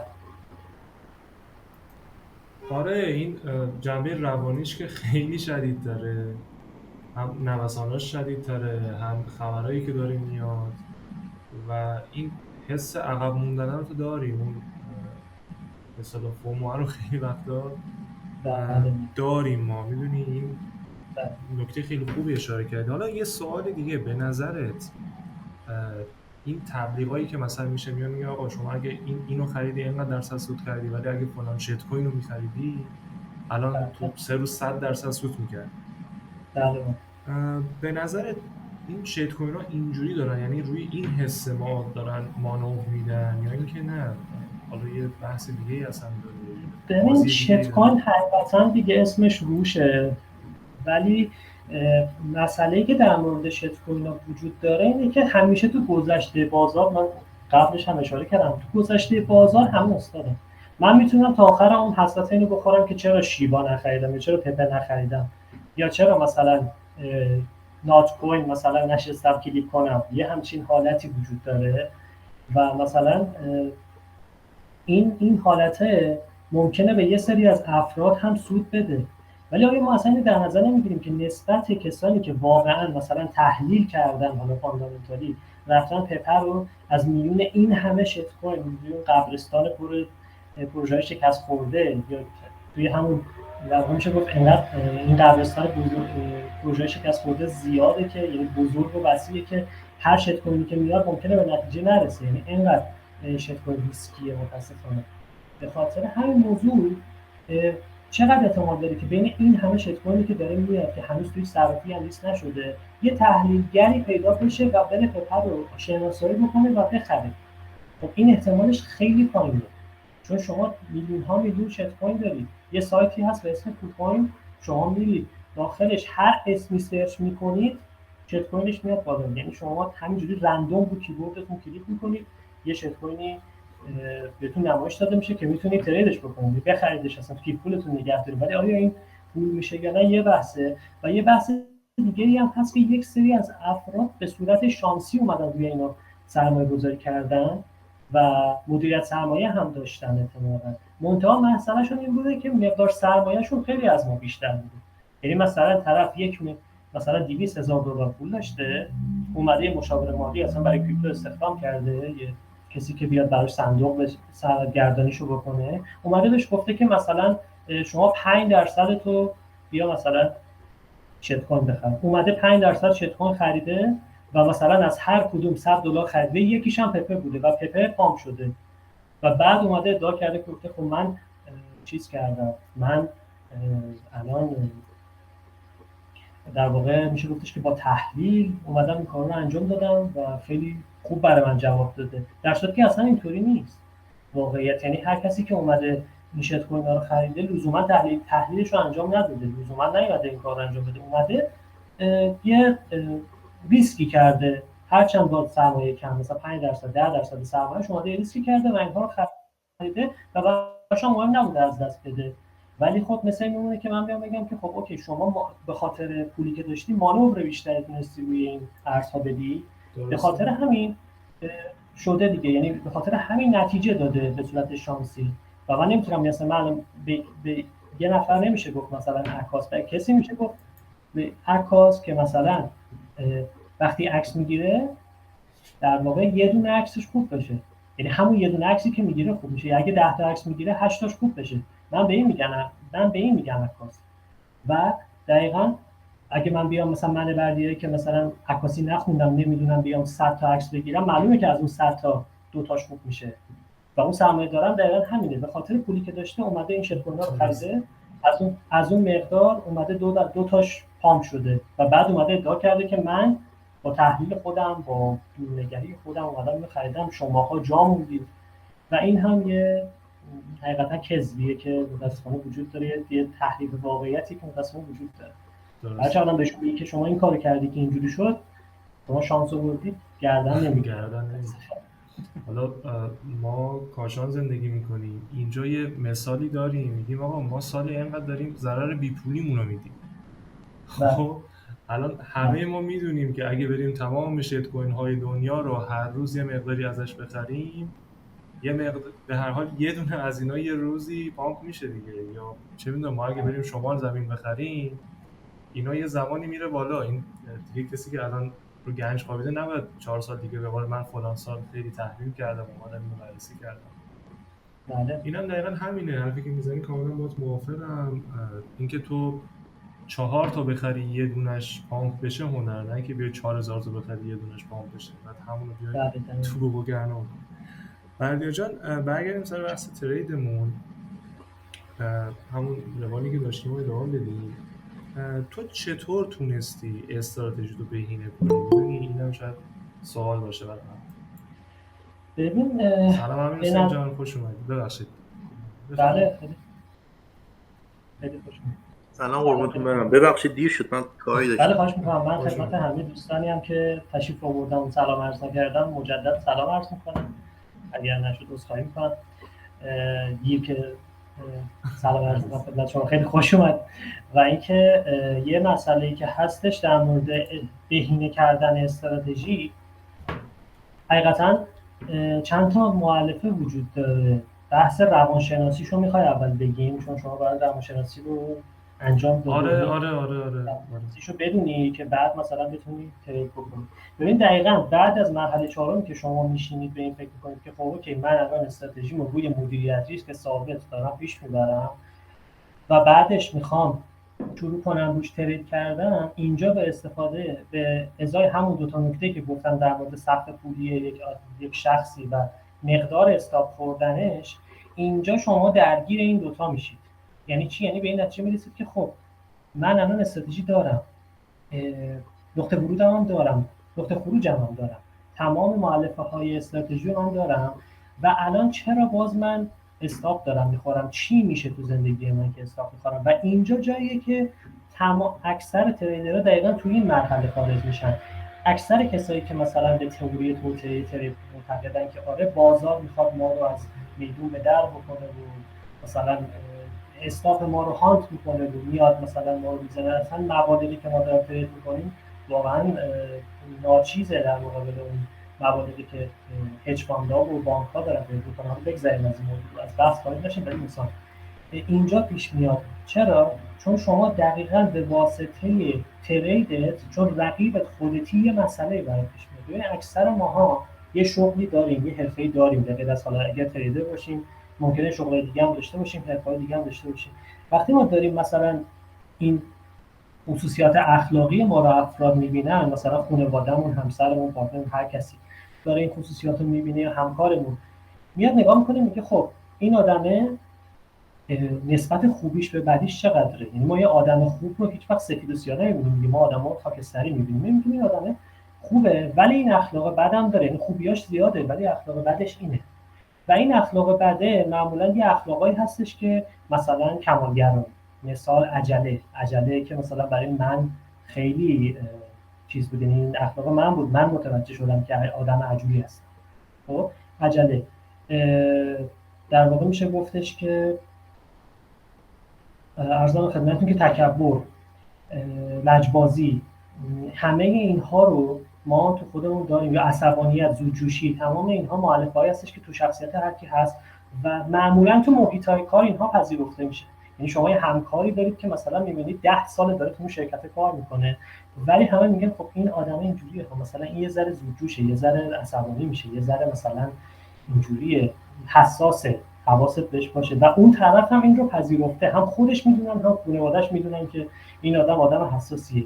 و ترین و این توی محیط کار، محیط روابط اجتماعی آدم هیچ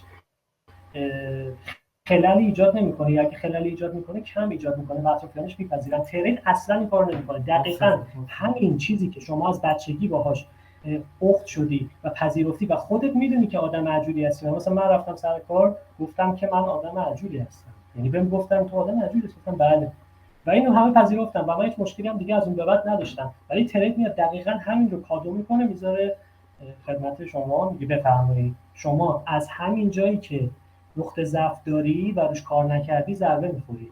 و اینجوری که خب من استراتژی دارم، معاملاتمو دارم انجام میدم، چرا من مثلا زود میبندم معاملاتم، چرا من معاملاتم تو سود میبندم؟ خب برای من میشه عجله، برای یکی دیگه میشه یه چیز دیگه، برای همه میشه یه چیز دیگه، چون بازتاب خودمه. دقیقاً کاری که دارم میکنم خودم دارم انجام میدم، خودم دارم عجله میکنم، خودم دارم کمالگرایی میکنم، خودم دارم زودجوشی میکنم اینها. بعد این توهم جمعی متاسفانه پیش میاد که بله بازار ما رو داره از میدون به در میکنه، در صورتی که به خاطر این موضوعه. و وقتی که ما به این موضوع میرسیم میگیم آها خب من الان اینجا دو تا راه دارم، یا این که من باید روی این خصوصیت کار کنم و از بینش ببرم، یا این که من باید از بازار خارج بشم. و اینجا مخصوصا کسانی که تو شغل خودشون حرفه‌ای هستن، درآمد خیلی خوبی هم دارن و مثلا سنشون هم بالاتر رفته، کم ریسک‌تر شدن، میان میگن که این چه بازاریه، این چه بازاریه، من اصلا این بازار قبول ندارم، این الکیه، همش داره ضرر میزنه به من این میلیون تومان پول دارم، این میلیارد تومان پول دارم، اینقدر کارخونه دارم، اینقدر آدم زیر دست من کار میکنن، چرا من نمیتونم از یه دکمه بای و سل ساده با وجود استراتژی که تا اینجا پیش رفتم بتونم که استفاده بکنم و بتونم سود بگیرم؟ چرا من این اتفاق داره برای من میفته؟ غیر از اینه که یکی اون پشت نشسته داره استاپ منو میزنه، در صورتی که اینجوری نیست. به خاطر اون یه اخلاقیه که شما سرکوب کردی یا رشدش ندادی یا از بینش نبردی.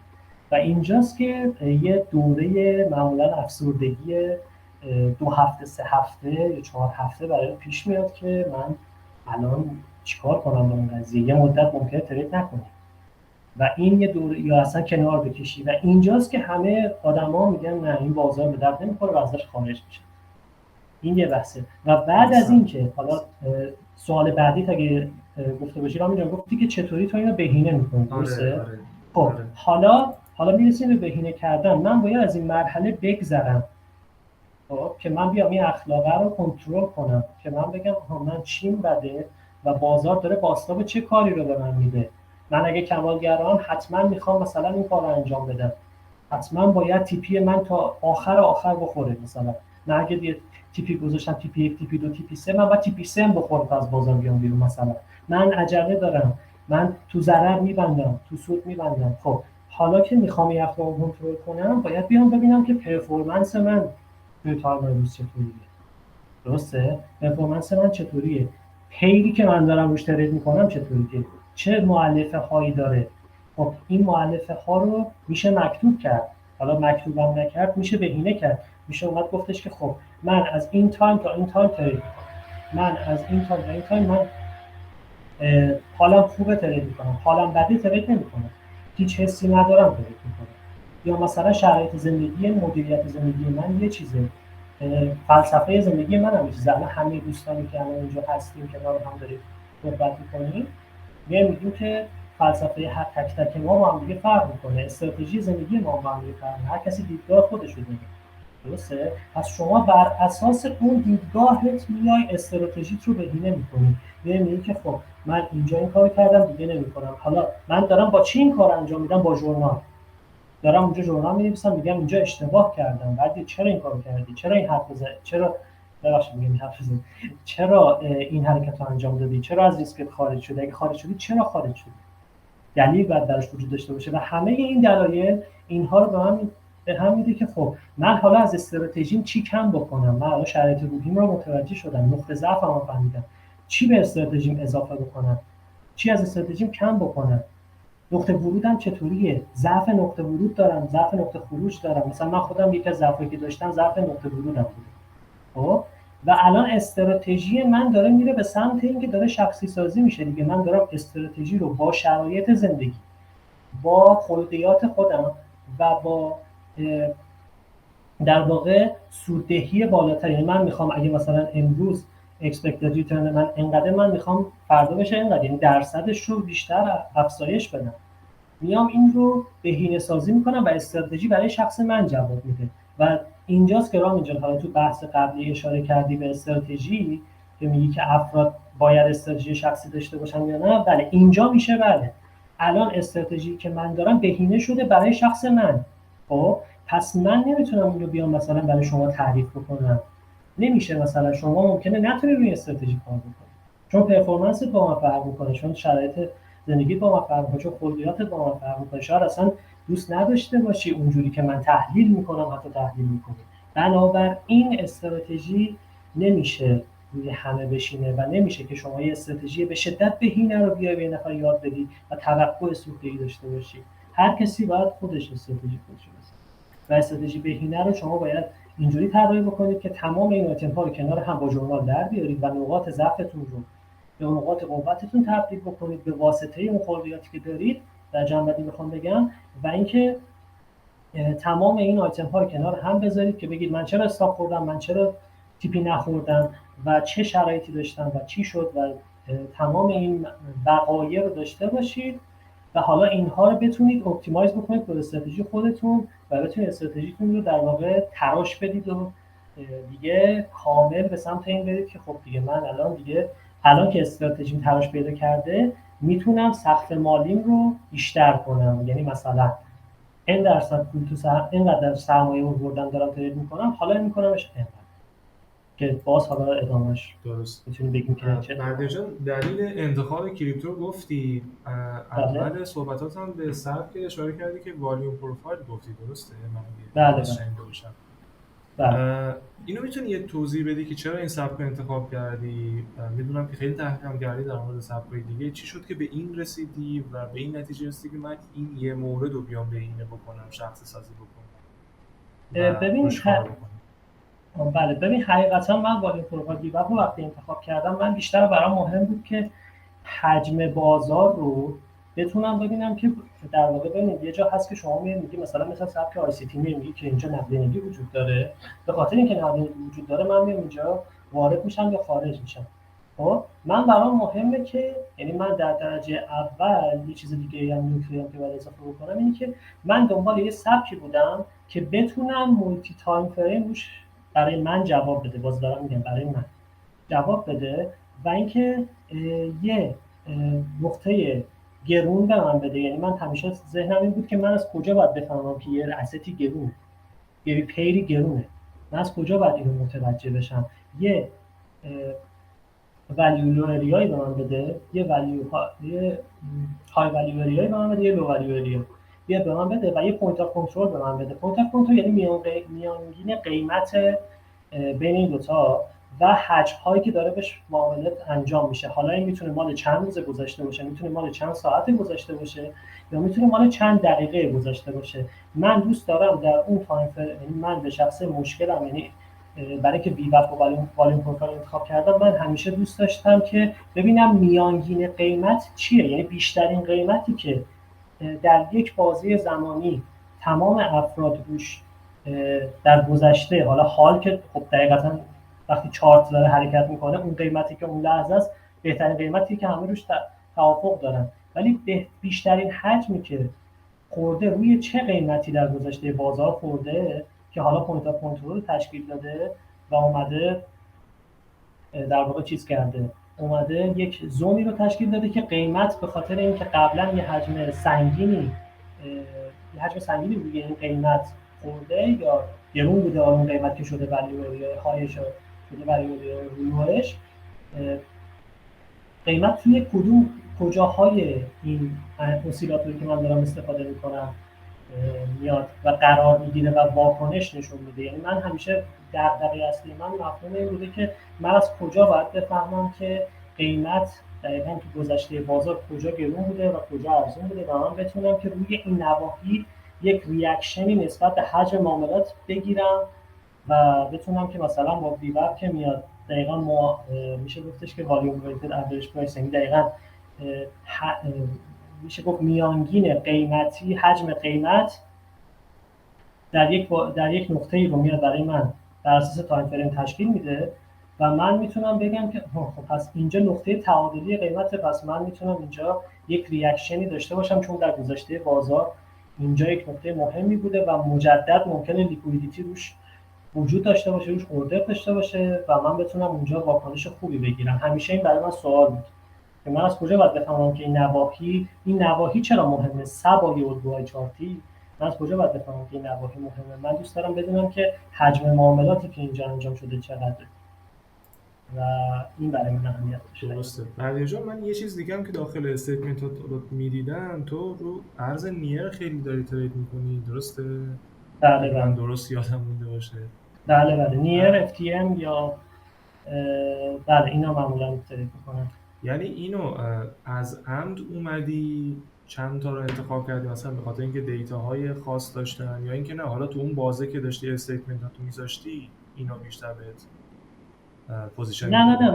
نه حقیقتا من اینا رو برای این انتخاب کردم که رو استراتژی میشستن. یعنی شما اولین کاری که باید بکنید، یعنی بعد از این که دقیقاً اومدی تمام کاراتون رو انجام دادید، یعنی در واقع مدیریت ریسکتون اوکی شد و مسائل روانشناسیتون اوکی شد، حالا میگید که خب من دارم اینها رو پیش میبرم، اون دقیقاً توی اون محدوده‌ای که دارم استراتژیمو بهینه میکنم. یعنی چی؟ یعنی من باید برم پیدا بکنم که چه پیری روی استراتژی من در واقع روی چه پیری میشینه.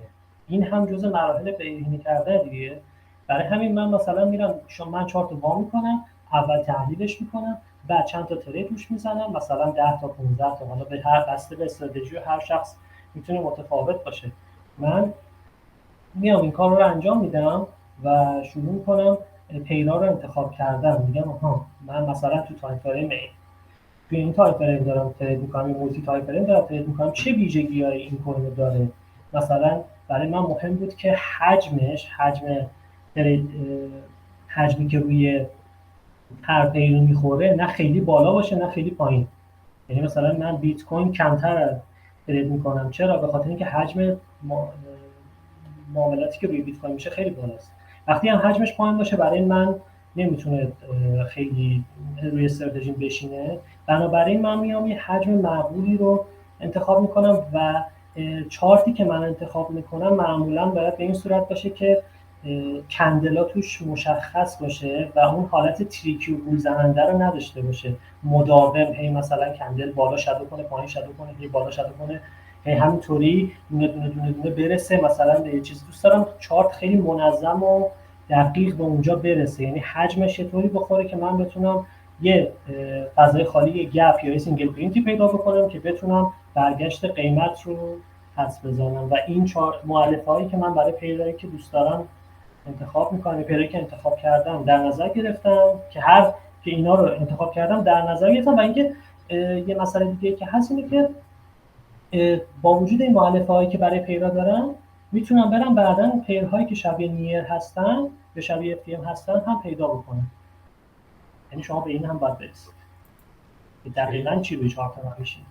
درسته. الان داری با کدوم صرافی داری کار میکنی؟ من الان با کوینکچ کار میکنم. با چی؟ کوینکچ. چجوریه ویژگیاش؟ ببین ویژگیاش اینه که من چیزی که در موردش خیلی شنیدم و اوکیه اینه که خب KYC نمیخواد و خب KYC نخواستن که البته برای ایرانی‌ها خب باید حتما وجود داشته باشه به خاطر اینکه خب خیلی سخته. KYC نمیخواد و اینکه روی IP حساس نیست. یعنی به IP ایران هم گیر نمیده، اصلا نمیگه که مثلا شما از ایران داری وارد میشی، از ایران داری ویدرا میکنی. البته خب من با VPN سعی میکنم که احتیاط خب تا چند تا عقل سعی میکنم که با VPN وارد بشم. همیشه هیچ وقت من با IP ایران وارد نشدم و ویژگیاش اینه که تعداد یه مسئله‌ای که داره، البته مسئله نمیشه بهش گفت، تعداد پیرایی که درش لیست میشه مقداری نسبت به بقیه صرافی‌ها مثلا نکسیو ایندکس پایین‌تره ولی خب لیکویدیتی قابل قبولی داره و من میگم من بزرگترین مؤلفه من برای ورود صرافی، بزرگترین این اولویت من برای ورود صرافی اینه که لیکویدیتیش مناسب باشه و خب ویژگی‌هاش هم که دقیقاً مثل بقیه صرافی‌هاست دیگه. یعنی ویژگی‌ها تقریباً میشه گفتش که تمام صرافی‌ها ویژگی‌هاشون شبیه هم، خیلی با هم دیگه تفاوتی ندارن. خیلی هم عالی. من کم کم سوالامو ببندمش، بچه‌ها اگه سوالی داشتن بپرسن ازت. سوال آخر این که یعنی فکر کنم سوال آخر باشه این که آیا تو میتونی ببین چون خانواده‌های ایرانی مخصوصا اعتقاد داره که آقا تو 7 صبح پاشو برو سر یه کاری که اون بیمت رد بشه، اصلا براشون بله مهم نیست که تو داری چی کار میکنی، پول در میاری نمیاری، فقط تو رو دوست داره ببینه که از خونه میری بیرون یه جایی رفتی 2 بعد از اون اومدی. بله. به نظرت آیا میشه به این ترید به عنوان یه شغل نگاه کرد؟ مثلا میشه همچین، یعنی درآمد یعنی شغل اولت باشه اینطوری بهش بگیم؟ به نظرت میشه اینجوری رفت شد؟ حقیقتا این سوالیه که خیلی در موردش اختلاف نظر وجود داره ولی یه مسئله که وجود داره اینه که من معتقدم اگر شما فول تایم میخوای ترید، یعنی هدفت اینه که فول تایم ترید بکنی به خاطر شرایطی که ترید داره، یعنی به خاطر شرایط ترید داری ترید میکنی، یعنی مثلا من دوست دارم بشینم اعصابم راحت باشه، کارفرما منو چکش خور نکنه یا مثلا یه سری چیزهایی نداشته، حاشیه نداشته باشم، مثلا یه سری در واقع مسائلی که تو محیط‌های کار دیگه وجود داره وجود نداشته باشه برای من و من رئیس خودم باشم و خودم رو مجبور بکنم که ژورنال بنویسم، ترید بکنم، حواسم به مدیریت ریسکم باشه، استگمنتمو چک بکنم، مثلا بدونم چیکار دارم میکنم، تمام اینها رو بدونم. بله چرا که نه. ولی خب یک سری ممکنه بگم نه اصلا این نیست و ترید به عنوان شغل جانبی میتونه در نظر گرفته بشه که باز هم برمیگرده به بحث اون روانشناسی. یعنی من نمیشه 100% با این قضیه موافق بود و روی شخص این بیشتر جواب میده. یعنی خب اگه اینجوری نبود که خب چرا یه سری از افراد الان مثلا تریدرهای بزرگی هستن و دارن ترید میکنن، شما پادکست از چت بی تریدرز میرید باز میکنید، این همه تریدر هست که باشون مصاحبه میشه و انگلیسی زبان هم هست و همه هم 2 سال اول 3 سال اول معمولا ضرر کردن ولی هنوزم که هنوز تریدرن و یه سریشون فول تایم یه سریشون پارت تایم. این یه چیز کاملا به نظرم شخصیه، یعنی بر اساس شرایط زندگی ما میتونیم این رو انتخاب بکنی یا در نظری که ترید آیا واقعا شغل درآمدسازی هست و کامل میشه روش حساب کرد یا خیر. و اینکه برای چون به نظرت آیا یه تریدر واقعی با توجه به ویژگی‌هایی که گفتی میاد حالا یه نرم افزار سیگنال میخواد بزنه، یه کانال سیگنال میخواد بزنه، میخواد از این کارو بکنه، بیاد بگه آقا من دارم سود میکنم شما بیاین در کنار من از سیگنالام استفاده کنید، کارو میکنم به نظرت؟ ببین به نظر من بهتره که افراد هم تو این کانالا نرن. حقیقتا خودم معتقد هستم که این کارو نکنید، چون به خاطر اینکه یه چیزی که وجود داره این که به خاطر اون مدیریت ریسکه، به خاطر اون مسئله‌ای که وجود داره در مورد مدیریت ریسک، شما وقتی اصلا اگر تمام سیگنال‌های طرف روی اصول باشه که مثلا تعدادشون واقعا کم، که کسانی هستن که میان سیگنال خوب میدن و واقعا خودشون تحلیل میکنن که سیگنال میدن و اصلا ریسک ریواردشون هم اوکی باشه، چون معمولا این کانال‌ها اینجوریه که مثلا یه دونه استاپ واید به شما میده، 5 تا تی پی مثلا میاد به فاصله مثلا نیم درصد به شما میده و بعد میگه که خب دیگه شما اینجا الان ترید داری می‌کنی، اینجا رسید تی پی 1 تی پی 2 تی پی 3، بعد استاپ رو که در میاری می‌بینی نسبت استاپ تی پی اصلا 10 به 1 به جای که 1 به 10 باشه و این یه مسئله. ولی اگر که اینها هم درست باشه و همه چیش روی اصول باشه، باز هم اون طرف وقتی میاد سیگنال به شما میده نمیاد همراه شما پوزیشن شما رو منیج کنه،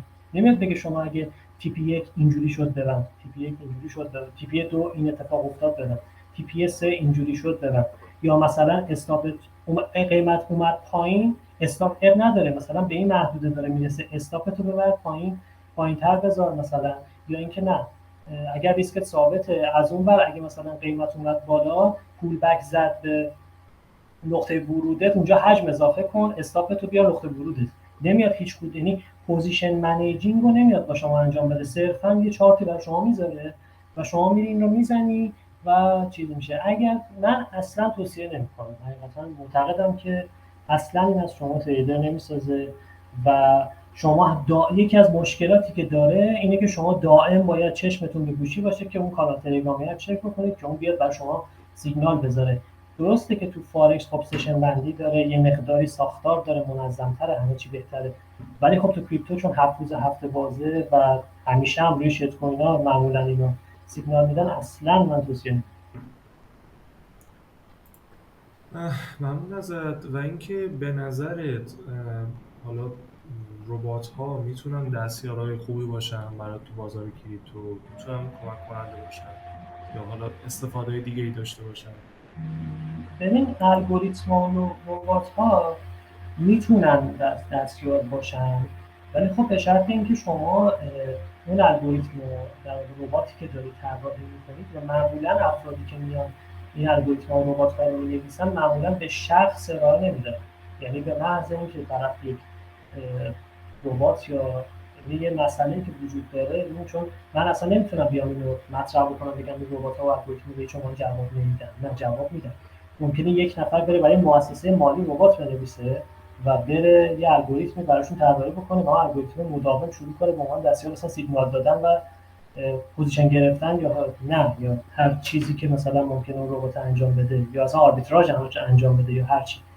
ولی مسئله اینه که من نمیتونم بیام این ربات ها رو به قیمت کم به دیگران شروع کنم فروختن و مثلا بگم که خب این ربات سودده هستش. حداقل این اعتقاد منه.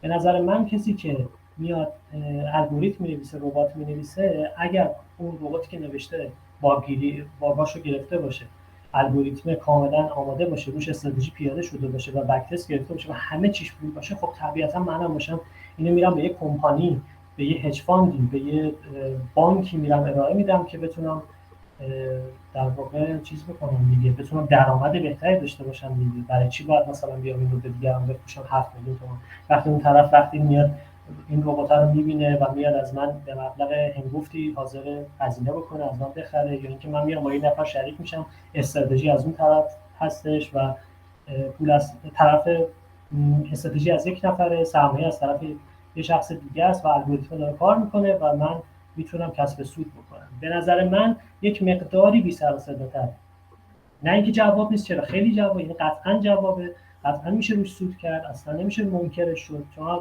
هیچ وقت تو بازار مالی نمیشه منکر چیزی شد. ولی خب بالاخره مثل تمام مباحثی که وجود داره یک سری مسائلی هم مثلا توی یه سری مسائلی هم وجود داره که شما نمیتونید بگید اینهایی که در دسترس عموم قرار میگیره سوده هست، همش ممکنه توی سوده هم باشه، ولی خب شما باید با دانش قبلی برید سراغش و معمولا اینایی که در دسترس عموم با قیمت کم قرار میگیره سوده نیست. آره، به عنوان دستیار قبول دارم خیلی وقتا میتونه خیلی کمک کننده باشه و اینکه آره اگر حالا اون سودهایی که ادعا میشه بکنن، خب به قیمت‌های خیلی خوبی و به شرکت‌های خیلی بزرگ فروخته میشه. من تقریبا نمیدونم بچه‌ها سوالی دارن ندارن. حالا اگر سوالی بله خواهش میکنم. آره اگه سوالی ندارن بفرمایید هر کسی که سوال داره من در خدمتش هستم. بیا جلوی بخشید جان بگو یوسف شد. ببخشید من حالا سوالی که دارم بیشتر در مورد روانشناسی بازاره، یعنی همون روانشناسی که حالا مد نظر شما هست، چون اکثر ماهایی که ترید داریم انجام میدیم، حالا هر کسی نسبت به سبک خودش یه سبک حالا شروع کرده، ولی مشکلی که میتونم بگم اکثر ماها داریم اینه که حتی متوجه میشیم که روانشناسی بازار ما چیه، مثلا عجول باشی یا مثلا حالا داستانی داشته باشی نسبت به این قضیه، ولی اینی که راه حل براش بدیم یه خورده برامون سخته. حالا اگر شما کتابی آموزشی نسبت به این قضیه دارید یا مثلا خوندید یا حالا از جایی شنیدید، اگر ما معرفی کنید من میشم. ببینید در مورد روانشناسی ترید حقیقتا خیلی به آزمون و خطا برمیگرده، یعنی اشخاصی که مثلا این موردی که شما میگید اگر میدونید مشکلتون چیه، خب راه حلش ژورنال شماست در درجه اول. ژورنال و اکسلیه که شما پر میکنید. اگر مایل هستید من میتونم بهتون نشون بدم، حتی مثلا ژورنال و استیتمنت خودم میتونم بهتون نشون بدم، میتونم بهتون بگم که مثلا این چیزی که هست، مثلا من اینجا ضرر کردم، چرا ضرر کردم، اینجا مبلغ ویدرا کردم، چرا ویدرا کردم. میدونید اصلی ترین دلیل ژورنال نوشتن همینه، یعنی شما بزرگترین کمکی که میشه بهتون بشه دقیقاً همون ژورنال است. شما اون ژورنال برمیگردید میگید مثلا یعنی کمترین دیتایی که به دست میارید اینه که من مثلا 100 تا ترید کردم، مثلا این تا استاپ خوردم، اینها مثلا اکثرا روزای پنجشنبه بوده. من روزای پنجشنبه چه شرایطی داشتم؟ خوشحال بودم، ناراحت بودم. این موقعی که داشتم ترید رو باز می‌کردم چه حسی داشتم؟ اون موقعی که داشتم ترید رو می‌بستم چه حسی داشتم؟ بازه زمانی که من دارم ترید می‌کنم چقدره؟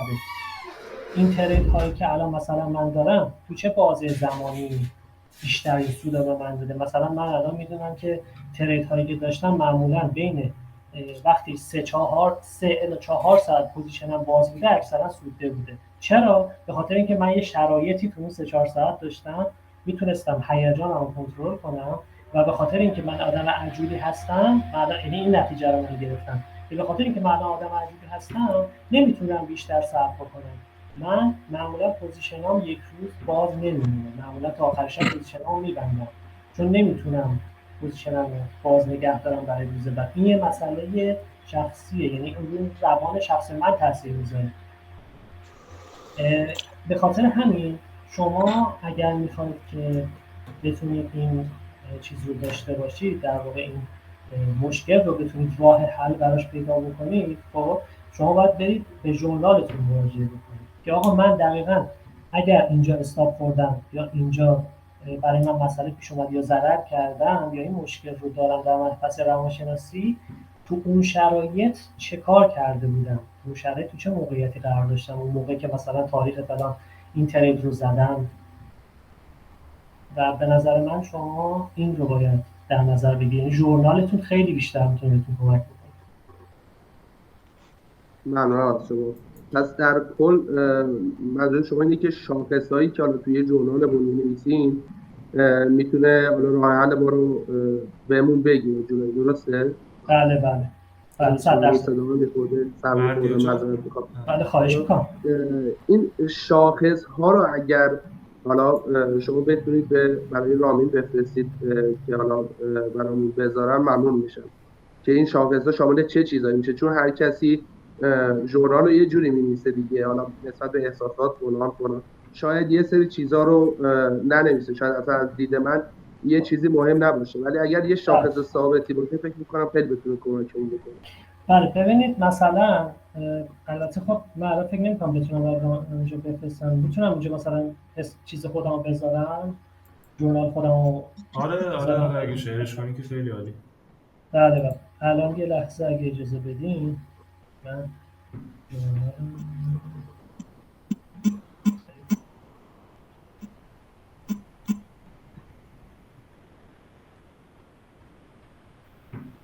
یه لحظه اجازه بدید.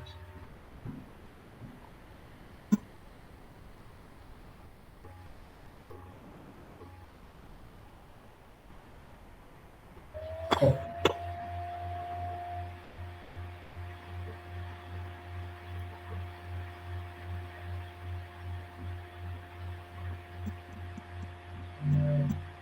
خب یعنی تصویر کامل الان اومد جورنالم.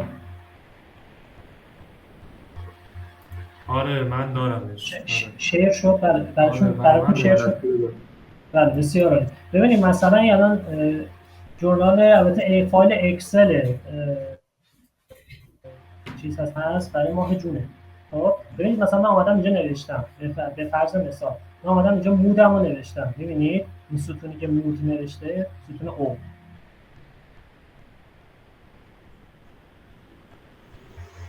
الان کاملا موسومنتکو میدم شما متوجه یعنی تصویر کامل هست. آره.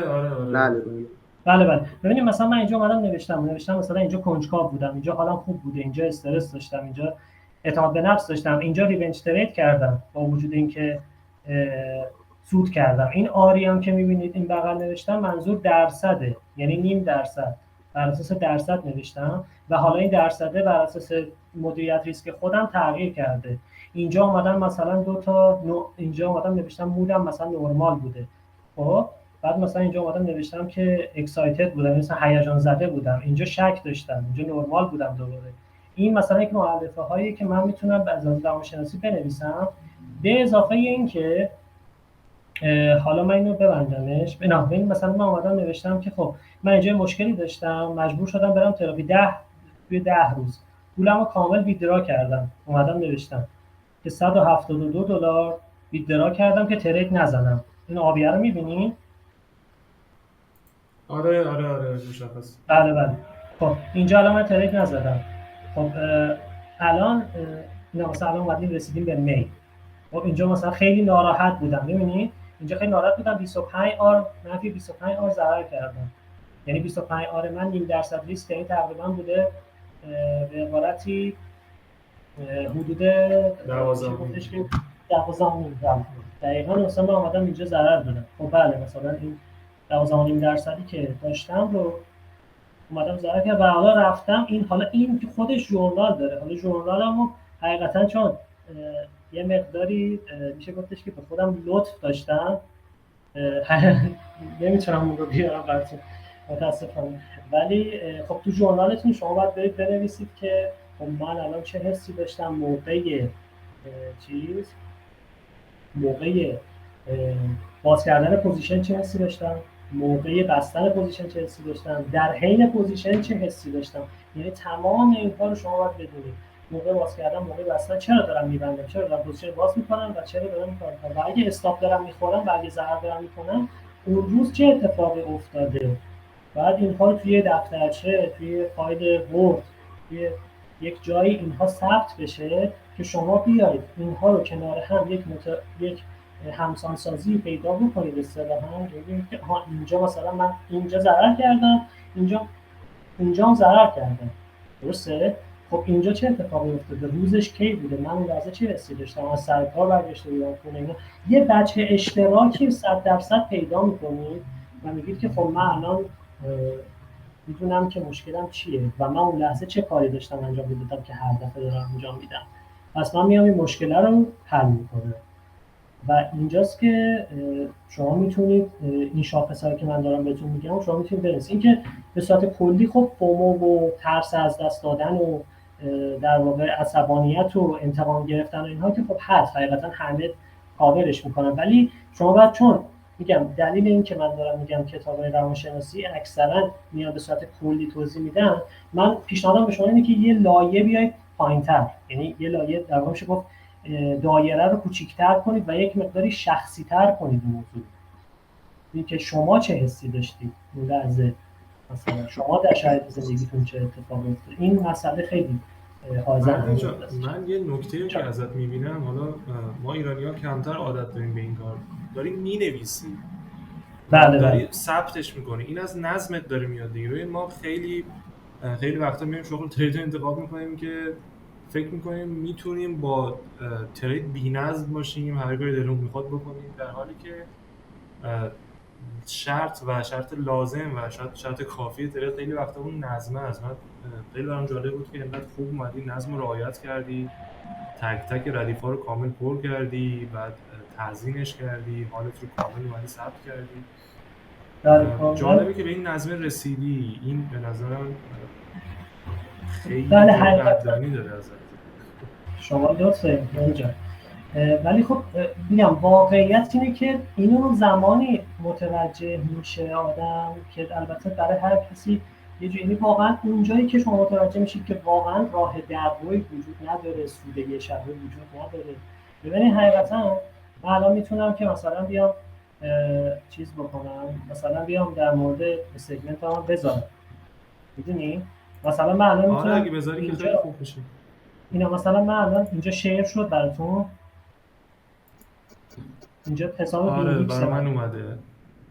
برای همه اومده، اگه لطف کنید. فکر کنم برای همه اومده. آره برای منم اومده، برای منم اومده. خب بله، بسیار عالی. ببینید اینجا الان من دارم الان ببینید من توی پست اول لینکدینم که گذاشتم دقیقا اینجایی بود که الان متاسفانه به من چیز رو نشون نمیده، فقط دیتای لاست در واقع چه گفت 90 روز گذشته رو به من نشون میده که به من چیز نمیکنه، متاسفانه به من بیشتر اجازه نمیده، در صورتی که من تریدم اصلا از مارچ شروع کردم.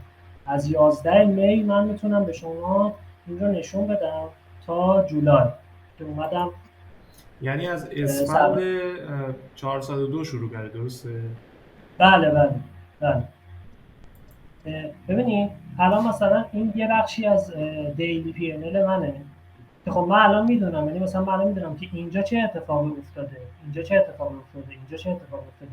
تمام این دیلی دراگونه که من داشتم و روش دارم، عکساشم کامل تو لینکدینم پست کردم و کاملا یه چیز شفافی هستش که سعی میکنم که مثلا به شما به اشتراک بذارم. تا مثلا الان بخوام برسم به عبارتی پوینت کچ. حالا بذارید من الان اینجور نشون بدم که الان استاپ شدیم. بذارید من یه موضوعی، یه عکسی رو میخواستم خدمت شما نشون بدم.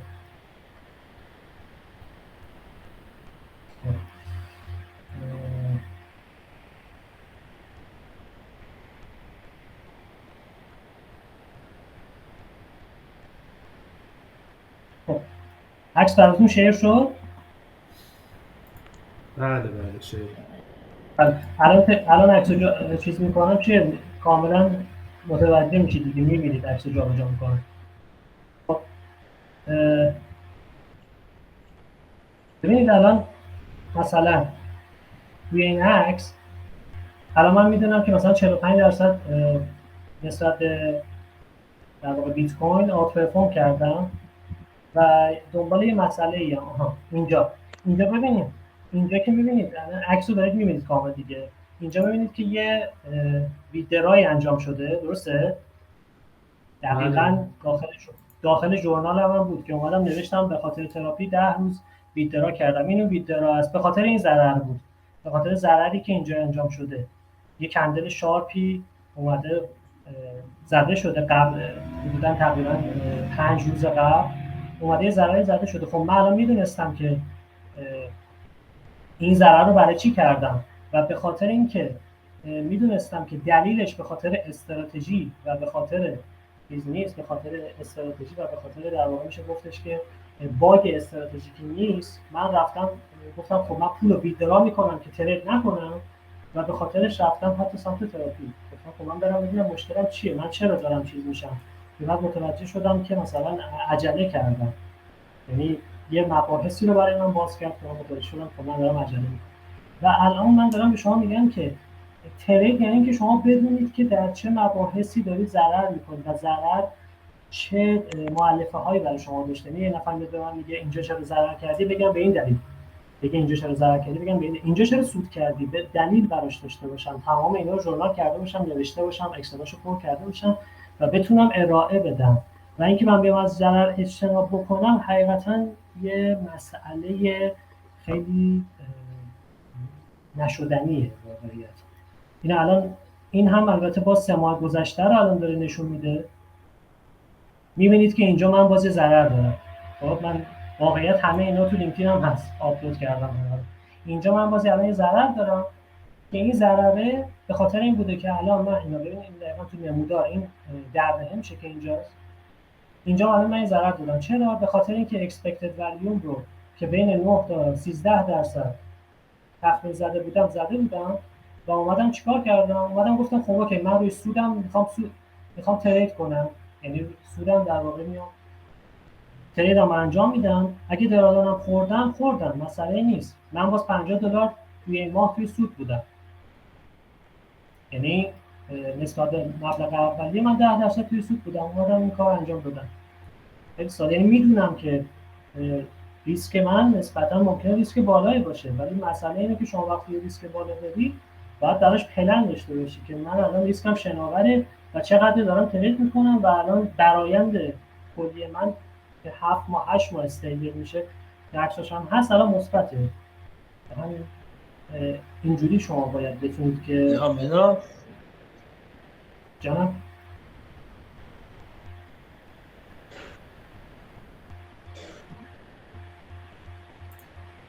خب حالا یه نکته‌ای هست، حالا ایشون سوال خوبی مطرح کرد. به نظر من مردی جان اکثر یعنی اکثر استراتژی‌ها رو میشه کد کرد و اصلا فلسفه کد دقیقاً همینه، یعنی ما نباید بیایم کد رو جدا از خیلی وقتا استراتژی بدونیم. خب کد میتونه سودساز باشه یا نباشه.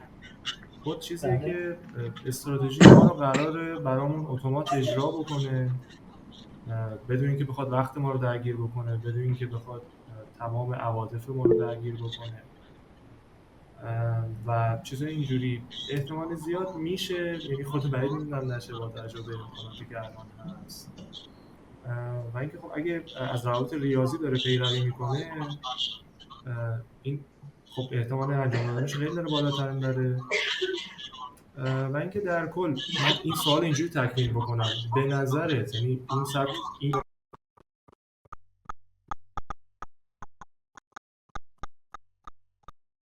روش شما رو اتومات بکنیم این قابل اجرا هست اونجایی که من اطلاع دارم؟ آیا ما بیایم روش شما رو اتومات بکنیم باز هم میتونه همین پرفورمنس شما رو بگیره؟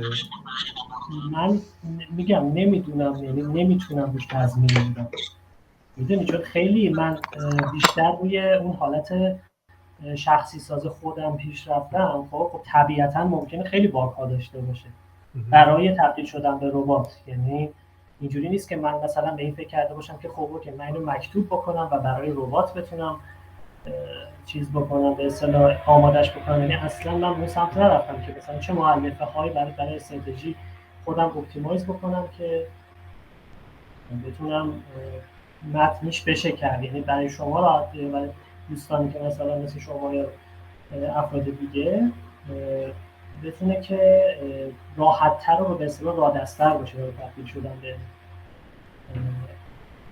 ربات و الگوریتم. درسته. میگم بحث مثلا اینجا مطرح میشه که چقدر یه روش استثناء داره، استثنایی که انسان میتونه بهتر تشخیصشون بده.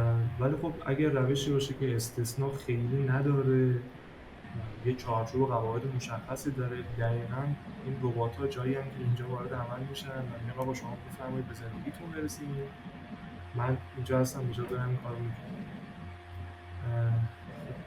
سوال دیگه چی؟ بچه‌های دیگه سوال دیگه؟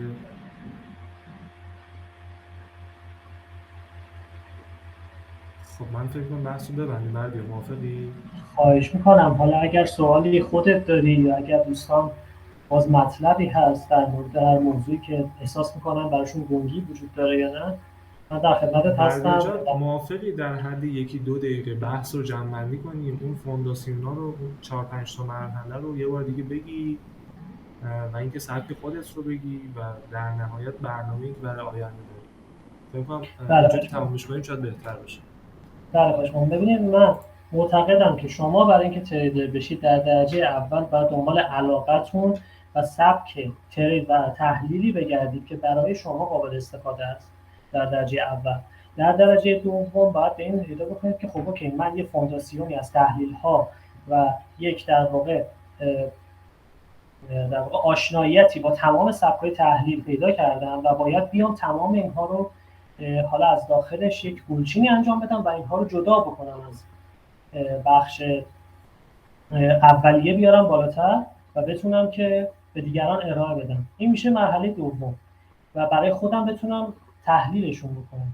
یعنی بتونم با استفاده از اون ابزار بتونم برای خودم سبک تحلیلی ایجاد بکنم و بتونم تحلیل ارائه بدم. این میشه مرحله دوم. مرحله سوم اینه که من بیام با استفاده از ترکیب این مباحثی که جدا کردم و یک مقدار روش عمیق شدم بیام سعی بکنم سبک تحلیلی بسازم.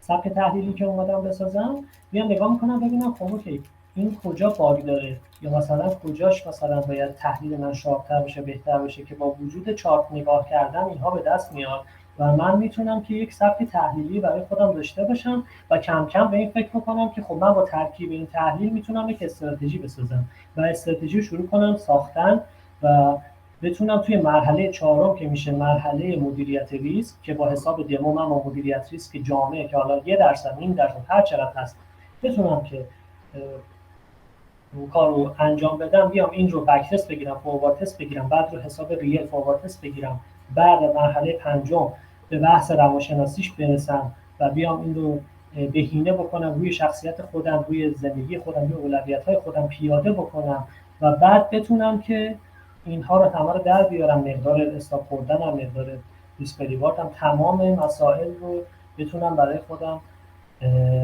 پیاده بکنم و بتونم که این رو ارتقا بدم و بهینه‌اش بکنم. بعد از بهینه‌اش کردن میام به این نتیجه میرسم که خب من الان تمام این مسائلی که انجام دادم استراتژی من به یه سطحی رسیده که من میتونم مبلغ اضافه بکنم و میتونم اسکیلم رو از لحاظ پولی بالا ببرم، یعنی میزان جنبه خودم رو از لحاظ پولی بالا ببرم و بتونم روی سبک معاملاتی هی تریدم انجام بدم و پیشرفت بکنم تا بعد بتونم استراتژی دیگه‌ای رو اضافه بکنم، چون دیگه الان دستم هستش که میتونم چه کاری انجام بدم یا نه. همه اینها رو تا آخر خیلی عالی بردیا جان، واقعا دمت گرم. خواهش میکنم. مخصوصا به اینکه رو اون مراحل اومدی مانور دادی که ما خیلی اون خیلی بهش بی‌توجهی میکنیم و تو عمل هم نشون دادی دیگه با اون ژورنال خیلی عالی که نوشتی، نظم خودت رو نشون دادی، اهمیتی که این کار برات داره رو نشون دادی. به نظرم خیلی خوب اینو رسوندی که چقدر این کار برات جدیه و واقعا هم در عمل ثابت کردی که میتونه منطقه درآمد بشه. خیلی ممنون ازت. من دیگه سوالی ندارم، فکر می‌کنم بچه‌ها دیگه سوالی نداشته باشن. خیلی طولانی شد. ممنون از حضور تک تک دوستان که این موقع شب با امروز روز کاری هم بود، میدونم خسته‌ام بودن همگی. خیلی ممنون ازتون اینکه اینقدر اهمیت داره این کار براتون و اینقدر درجه‌ای که این امیدوارم که بتونیم بیشتر به هم دیگه کمک بکنیم و هر کسی دانشی که داره رو مثل بردیای عزیز بیاد در اختیار بقیه بذاره. قطعاً سودش به نفع همه. من دیگه عرضی ندارم بردیا جان. اگر بقیه دوستان موافق باشن دیگه بحث رو تمامش کنیم. خواهش میکنم. سلامت باشید آقا. مرسی از دعوتت و مرسی از همه دوستانی که تشریف آوردن و سخنان من چیزی که میتونستم در خدمتتون ارائه بدم به عنوان برنامه قبول کردید از من. مرسی که وقت گذاشتین و ممنونم از حضور گرم همتون. ان شاءالله که همتون موفق باشید و صحبتتون بتونه ضربه‌ای برای شما مفید بوده باشه. خیلی عالی بود برای من که واقعا خیلی کمک کننده بود. احتمال زیاد برای دوستانی که بعداً هم این فیلم رو می‌بینن همین حس رو دارن. خیلی ممنون از بردیا جان. شب شما و همه بچه‌ها بخیر. قربان شما. خدا. بردیا جان ممنونم، رامین جان ممنونم. مرسی از شما. خدا. البته آخرش هم رامین جان من یه مسئله بگم که من واقعا از منتورم که حالا بعداً لینک چنلشون رو میدم بذارید، حقیقتا خیلی تشکر میکنم. یعنی کسی که همیشه به من کمک کرده، چون منتور داشتم این قضیه خیلی مهمه و دوست دارم که از دوست گلم سهند اردهانی که پیج هایپر پروفیت داره که حالا بعداً لینکش رو باهات شیر میکنم که ان شاءالله دوست داشته باشید به چنل تحلیلی سر بزنید. با قولانه تشکر کنم، چون اگه اون کنار من نبود شاید من الان توی این موقعیت نبودم که بتونم در خدمت شما باشم. حتما سلام ویژه ما رو بهشون برسونید. اگر ایشون موافق باشن من آدرس کانالشون رو میذارم حالا تو ادیت ویدیو که بقیه بچه‌ها مثل خودت بتونن استفاده کنن از حضورشون. ممنون که بیان کردی بردیا جان و وقت گذاشتی. سلامت باشید. سلامت باشید. شب شما ممنون. خدا نگهدار. خدا